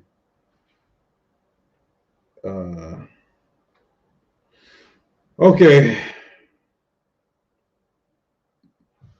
I'm scared to put a link in the chat because you guys are angry at me and you guys got the sisters mad at me. But you know what? To hell with it, man. Let's turn into the deacon that everybody used to hate. Let's turn into the nigga that they love to hate. Because they're gonna hate me if I'm humble. They're gonna hate me if I'm pompous. So damn, man. Let's just let's just get muddy. Tell your kids to go to the other room. It's going down right now. Yeah, the 2010 deacon. That's crazy.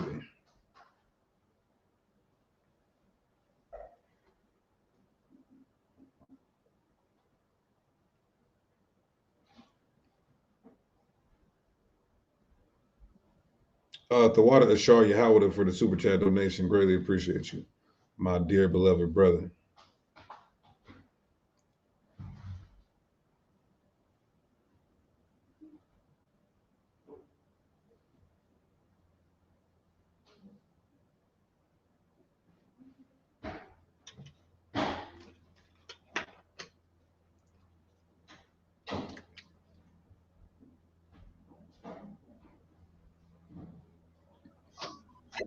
Caesar, what's up, brother? Oh, Shalom.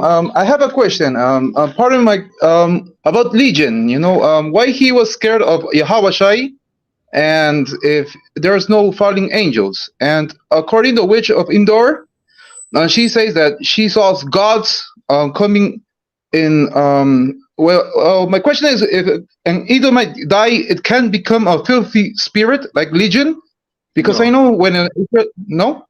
Yeah, no. And who is Legion? I want to know why he was scared about he was going to get punished or something like that.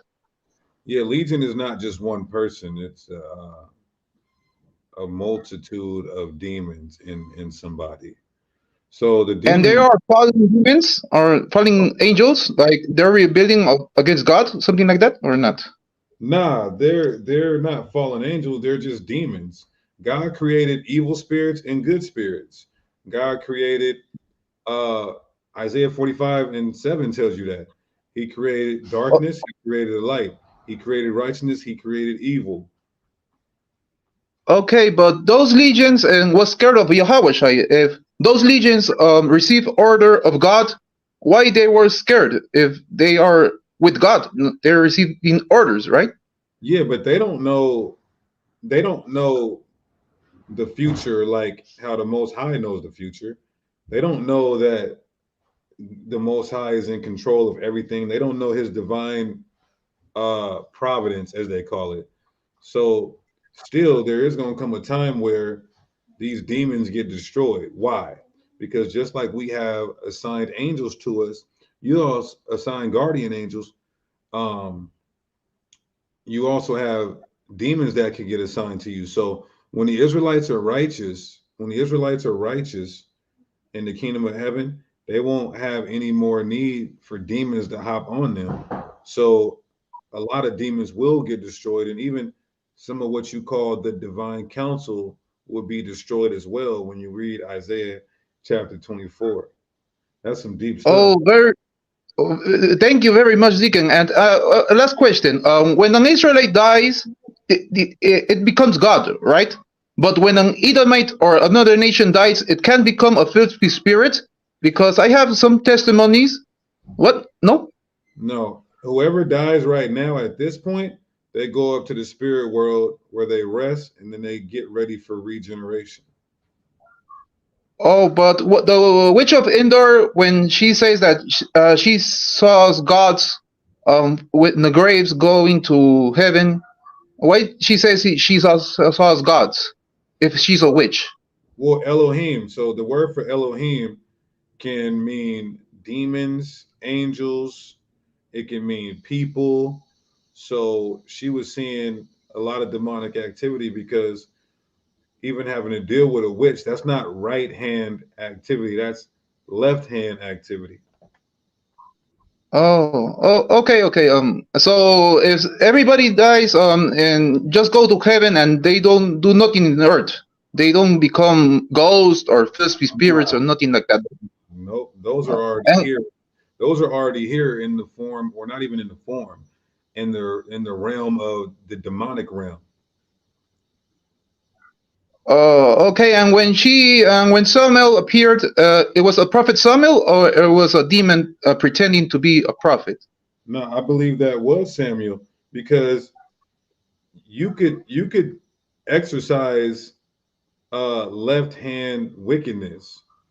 You can exercise left hand wickedness, but that doesn't mean it's right. Okay. Thank you very much for your question, Deacon. Okay. Like Um.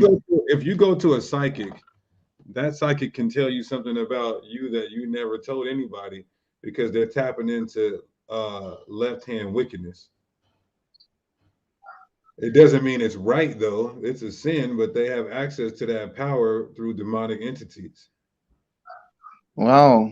I imagine the Illuminati and all those Edomite nations, when they communicate with spirits, I believe they can. I believe they are fooled, right? Because they worship Satan, but Satan will betray them, right? Because Satan receives order of God. So, but that's why there's a prophecy, that all the nations will fight against the Hawashai, Amalek, the king of Edom. Trump created the sixth force of space, and their logo is a six-headed dragon, right? Like Leviathan, right? So most Masons believe they are the sons of Lucifer. They believe they're Nephilims. They believe that Satan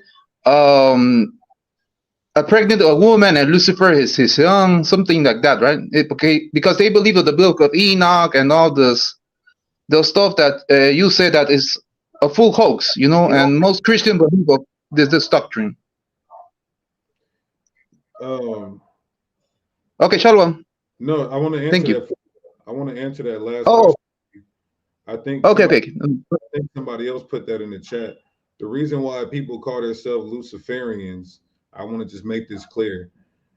That doesn't mean Satan is Lucifer. It's just that they have been indoctrinated to believe that Satan is Lucifer. And you also have a lot of atheists. How are you an atheist but calling yourself a Luciferian? That means your ideology is predicated on the Bible. But somebody said somebody blocked me having a question about Isaiah 10. All right, brother. Let me get a couple of these last brothers on here. Shalom, King. Okay, Shalom. Bye. Look at Megatron. I don't know the Megatron. Caleb, what's going on, Caleb? Deacon, Yeah. what is your understanding on Luke chapter 18 and verse 17? Luke 18 and 17.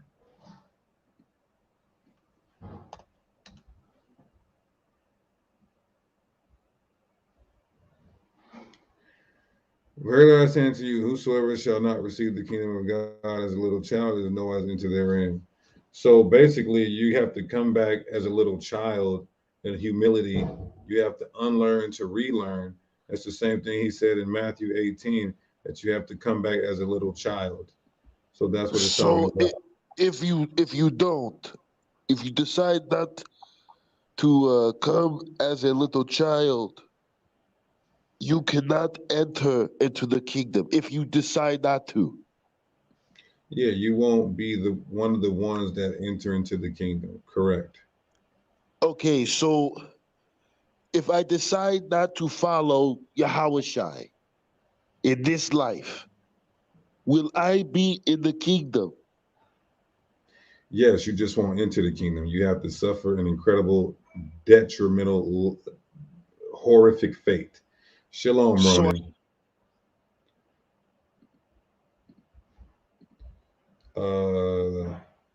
SNG Rasul. Yeah, Shalom, brother. What's going on? All right, all right. I got one question. It's been bothering me for a minute. When you go to First Chronicle, right? Mm-hmm. Chapter 2 is basically giving you the descendant of Judah, verse 34, chapter 2, verse 34.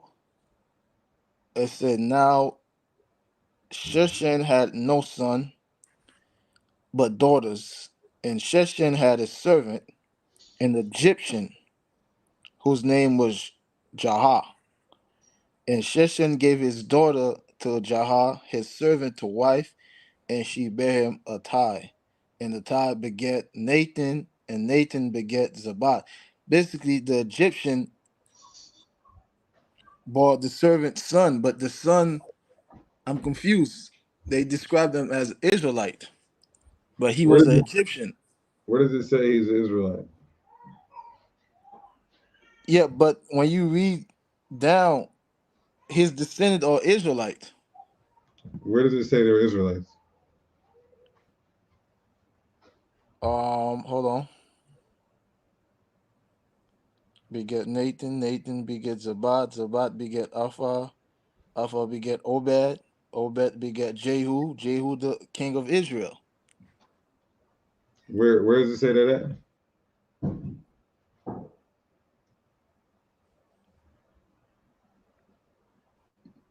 And Hello? then, yeah, What verse was that?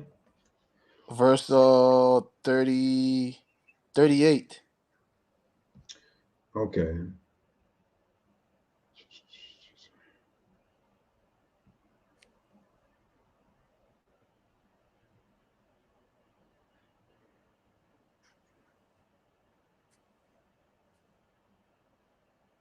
It didn't say king of Israel. What are we talking about?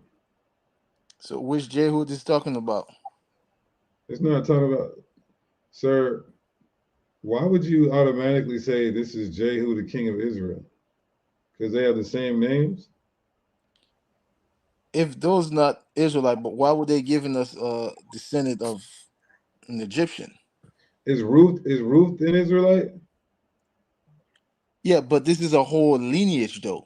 No, I'm asking you a simple question. Is Ruth an Israelite? That's debatable. Okay, well, I would say no because the Bible calls her a Moabite. But either way, we see heathens in genealogies because it was an event or a something that stood out historically that needed to be mentioned within the genealogy. Now, to figure out who these kids are, all you have to do is read the end of the chapter. Let's see if they're identified as Israelites or not. Look at the last verse here. Verse 55. Last couple of verses. 54 and 55. Or no, 53 to 55. Those are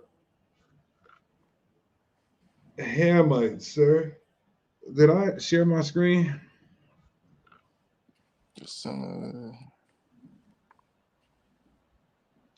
They're not reckoned as Israelites. They're reckoned as Hamites. That actually proves you are who your father is.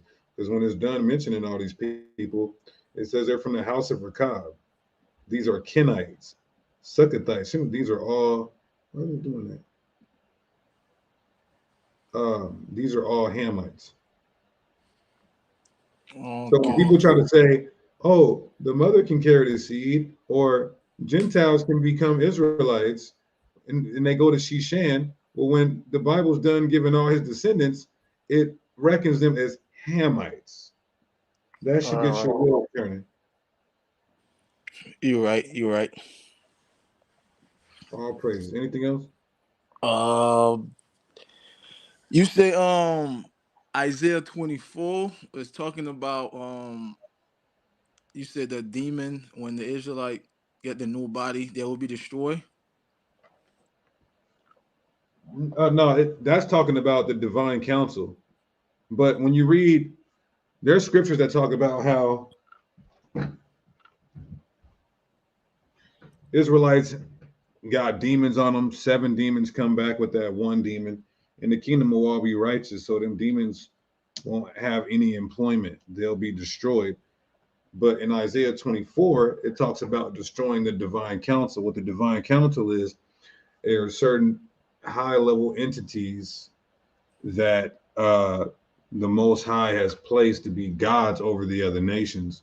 They're going to get destroyed when you read Isaiah 24. I think it's verse 24 when it says, I will punish the host of the high ones that are on high. I would just think those demons would just transfer to the other nations since they would not have a new body like us. Yeah, but there's too many scriptures that say that. What did the demons tell Yahushua? They said, have you come to torment us before the time? So apparently there's going to be a time where Yahushua is going to torment demons. That's because they won't be needed anymore because the Israelites will be righteous, but these other nations will be like how we are now. They won't be perfected because they won't be in a new covenant. Okay. So the Most High create Esau to be destroyed and create demonic demons also to be destroyed. Some of them, not all of them. Okay. Because there always have to be a balance. Remember, the Lord said he hates a false balance. All right, brother. Appreciate it. I got the question. I just cannot remember. All right. When you get some, let me know. All right. Appreciate it. Have a good one. Shalom.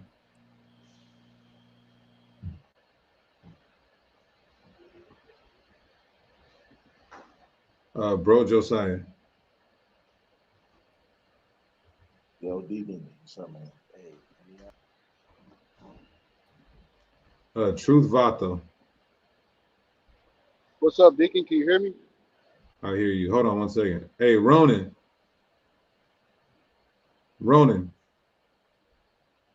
Yo, hey, am I on? Hey, that's not my name.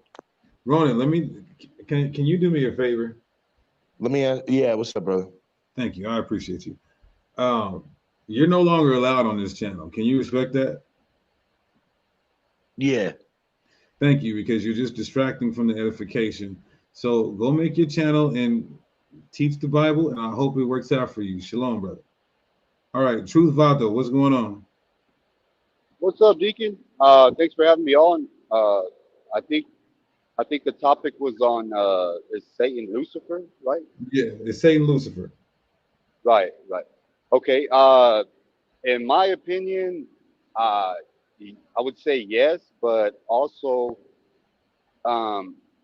like in the Old Testament, when we're introduced to Satan or Hasatan, uh, in the Old Testament, in my opinion, it makes it seem like Satan is, uh, well, under the control of God. Like for example, in like the Book of Job, where Satan goes and torments Job, it's all because God allows him.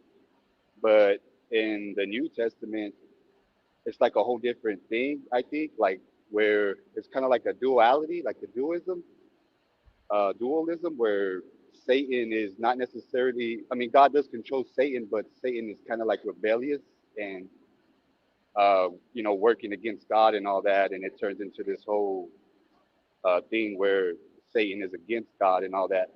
So, in my opinion, I would say, yeah. I mean, Satan and Lucifer are somewhat of the same spirit, but uh, when you continue reading into the New Testament, that kind of, in my opinion, kind of changes. Like he turns into more like rebellious. So that's my opinion on it. And also, like to kind of like clarify that, I would uh I would say you probably say I'm someone like a Old Testament only type of guy, but I'm just reading the Bible, and I'm kind of new to all this, and I'm kind of starting over fresh, and that's something, in my opinion, that when we look at the New Testament and the Old Testament, there's a few differences, and that's one of the differences, that in the Old Testament, Satan or Lucifer or whatever is a power that's under God, and it's just doing God's work or whatever, or doesn't do anything that God doesn't allow him to. But in the New Testament, it kind of changes. So, and I'm not really familiar, like with the New Testament. I've read the New Testament, but again, like it's a lot to take in. But in my opinion, it'd probably be a different. There'd be a difference once you get to the New Testament. I think that's when you have a change. So he could be something different there. Okay.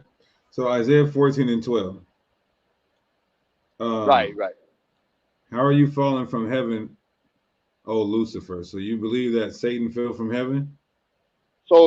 So yeah, like in my opinion, like whenever I've read that scripture, uh, I could be wrong. You know, I'm still new to this, but I understood that as Isaiah was speaking to the nations or the kingdoms, I believe, like not necessarily calling them Satan, but you know, like the other nations or the other kings and the other kingdoms were trying to exhort themselves to be gods and all that. Okay, And I'm asking you a simple question. You believe yeah, Satan was in heaven partying with the most high and then he got kicked out of heaven? no, no. I mean, like I said, it's like right now. I mean, I'm still learning, but like what as far as I understand it, Satan is not necessarily in heaven with the Most High partying, but like I said, like in the Book of Job, he's there's the we're taken to the courts of heaven or whatever you want to call that, and When did he Satan's there. fall from heaven? When did he fall from heaven? When did he fall from heaven? Oh, say okay. So like again, I could be wrong, and you could probably clear it up, but I would say he never fell. Like what Isaiah is talking about is the other nations, I believe, and then I know that kind of sounds choppy and not right. I mean, I could be wrong, but Look what it says. Look what it says. How yeah, art thou fallen from heaven, O Lucifer? So it's saying that Lucifer fell from heaven. When did this happen? right, right. I mean, as far as I know, before that, uh, before we get to the book of Isaiah, I don't think nothing like that is mentioned. So again, I would say like in the book of Isaiah, a lot of what he's saying is referring to the other nations, you know, like the other heathen nations that are putting themselves in God's place, but then they also end up falling like the kingdom of Babylon. It was like a very powerful nation, right? But they ended up falling, or all those other kingdoms, you know, that were trying to take God's place. I guess. Did Satan have any land? What is the Uh, land of Satan? I don't. As far as the Bible goes, I don't think there's any Satan land of Okay. Satan. But Well, look at yeah. verse 20. Look at verse 20. Thou shalt not be joined with them in burial, talking about Lucifer, because thou hast destroyed thy land. Oh, okay, yeah. Well, see, that's what I'm saying. Like in that instance, in the book of Isaiah, I believe it's talking about the other nations. So the other nations did have land, you know, because of course the other nations were worshiping Baphomet and all those false gods and everything. So I would say that that's referring to them, the other nations. Like I said, I could be wrong. I wanted to come in and give my opinion on that because uh, to me it kind of sounds like it sounds like you're trying to go somewhere and imply something with the question, and I'm not. I don't really understand where you're going with it because, Okay. like I said, Well, yeah, hey, we want to thank you for joining the show. And yeah. shalom.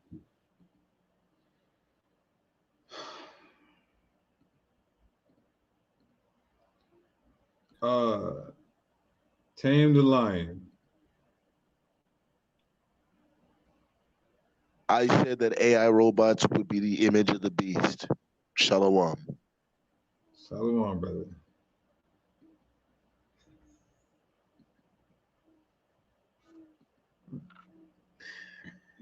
Oh man, I need a whole week off. I need a whole week off.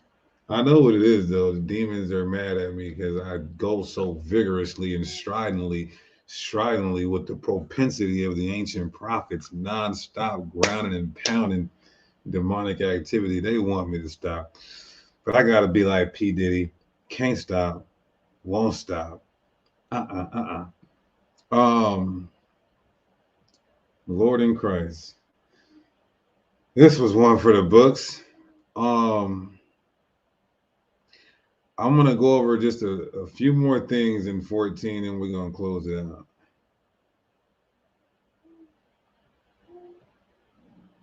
Because I did promise that we would give the correct breakdown of Isaiah 14.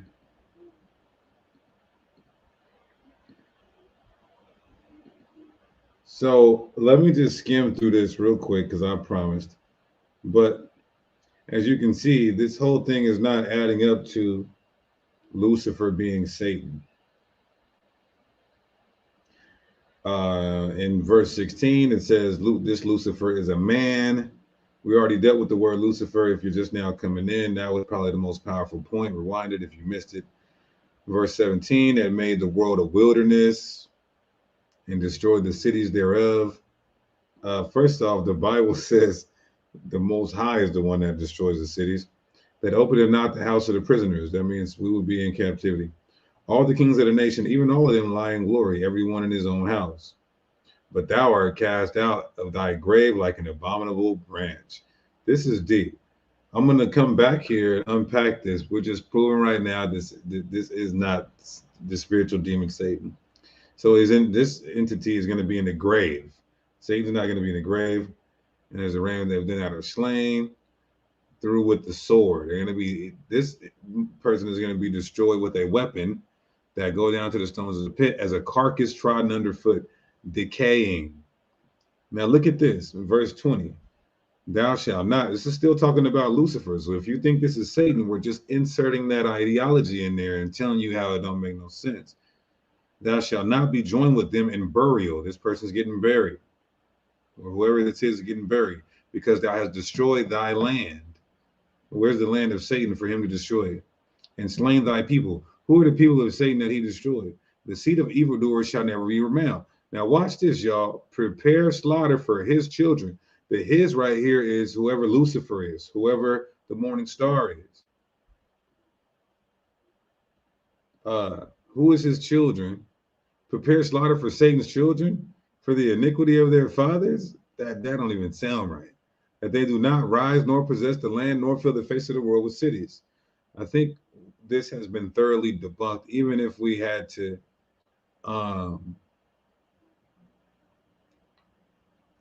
skim read this, right? So let's go through it and break it down properly. We're going to start at verse 4. This is looking at, now, in the Hebrew, when you look up this word Lucifer, it says king of Babylon. Now, they're right about that, but it's not talking about ancient Babylon. This is not talking about ancient Babylon. In Isaiah 14 verse 4 on down, it's not talking about ancient Babylon. This is talking about modern Babylon, the daughter of Babylon, the future Babylon. That would be America. We've done plenty of debates, lessons, presentations, and breakdowns on that. So it says the king of Babylon. Well, who is the king of Babylon today? This isn't just talking about one individual or one Edomite. This is talking about all the ruling class Edomites. That's who Lucifer is. That's who Hayalel is. That's who the morning star is. That's who the shining ones are. The ruling class of Edomites that control Babylon, that control America. How has the oppressor ceased? The golden city ceased. Who are the oppressing? Not only the Israelites, the whole world, even their own people. The golden city being Babylon, of course, because America is the superpower or the apex hegemony of the world. The Lord have broken the staff of the wicked, because this place is going to get destroyed, and the scepter of the rulers. He's going to take the Edomites out of power, putting them into captivity. He who smote the people, the Edomites, in wrath with a continual stroke. They did not let up on us, and we're in slavery to this day. He that ruled the nations in anger is persecuted, and none hindereth. So when all the nations see, I want to look at this in the NLT in verse 6. You struck the people with endless blows of rage and held the nations in your angry grip with unrelenting tyranny. So not only did they destroy those who they're oppressing within their geographical locale, all 4,500 square miles of this prison camp called America, they're oppressing the other nations as well. And we can see that through a sociological perspective when you deal with peripheral countries and semi-peripheral countries. What is that? How America goes and exploits these third world countries for their natural resources and minerals in virtually free labor to make all the products here that they can sell to get rich off of the other nations. And then these countries go into debt, which is what you got. It's called the global north and global south. What does that mean? That there are countries basically in slavery, impoverished, and in debt to these superior European countries because of the exploitation. Whew.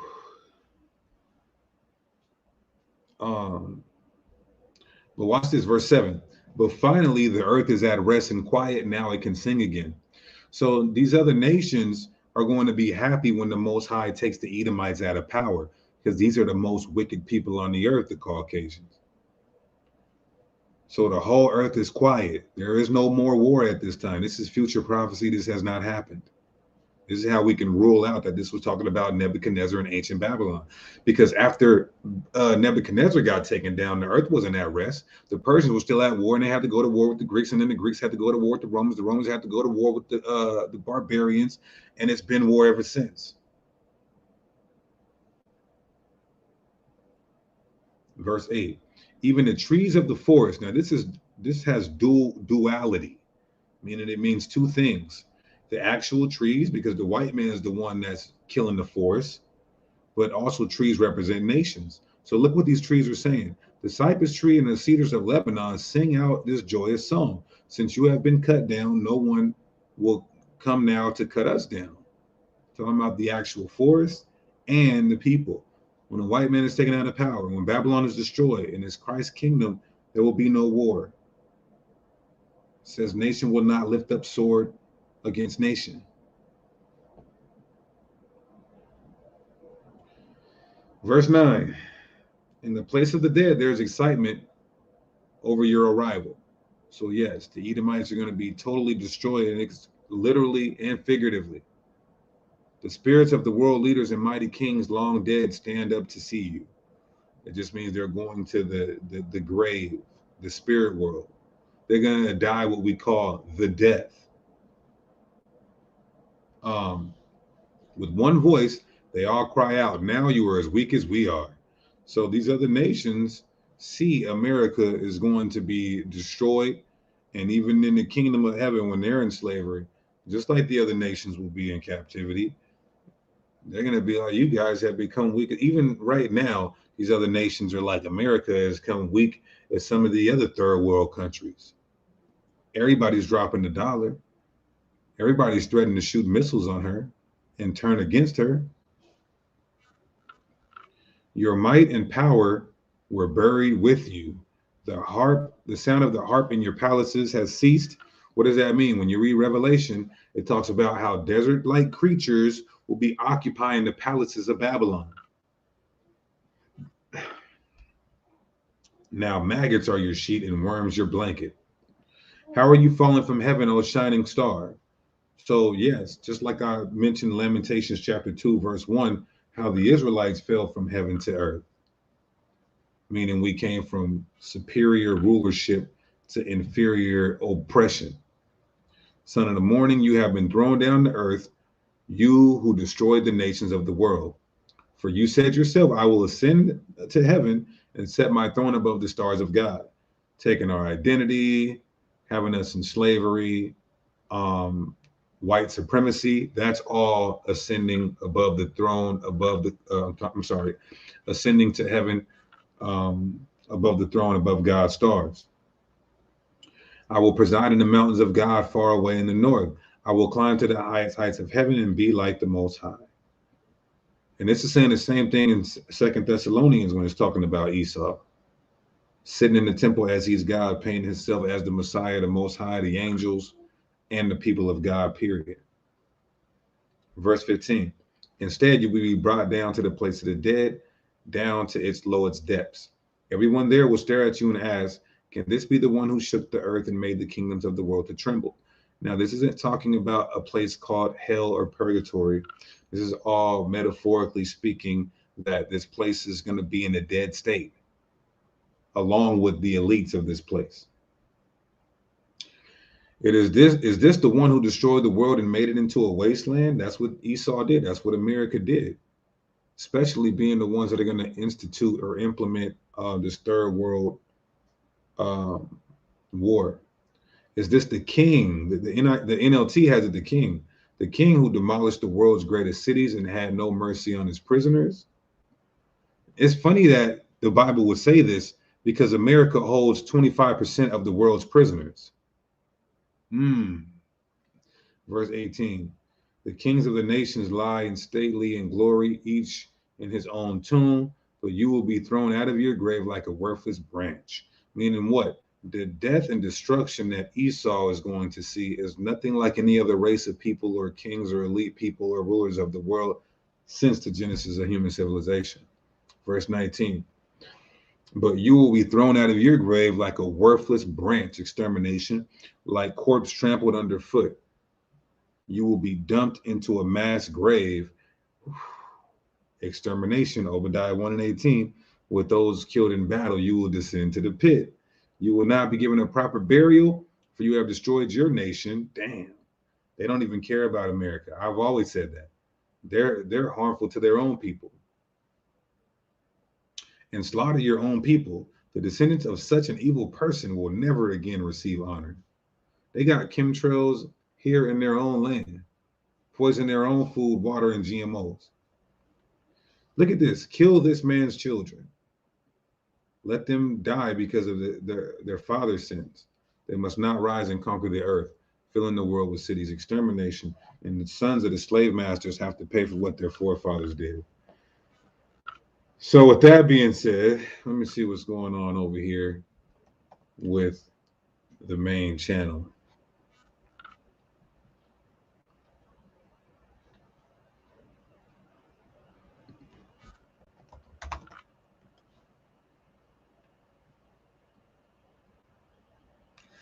So Russia's alliance with Africa is biblical prophecy, plus Mission Impossible movie breakdown.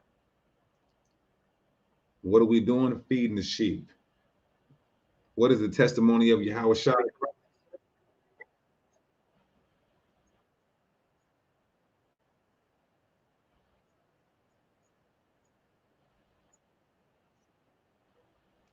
So yeah, I'm gonna give you guys the link to that video. Make sure you guys get over there and support the main channel and the Akim over there. All praises. All right. So I'm gonna end this, y'all, by giving all praises, honor, and glory to you. How will we do so? By Shema Mashiach Yahushai. Till next time, Shalom.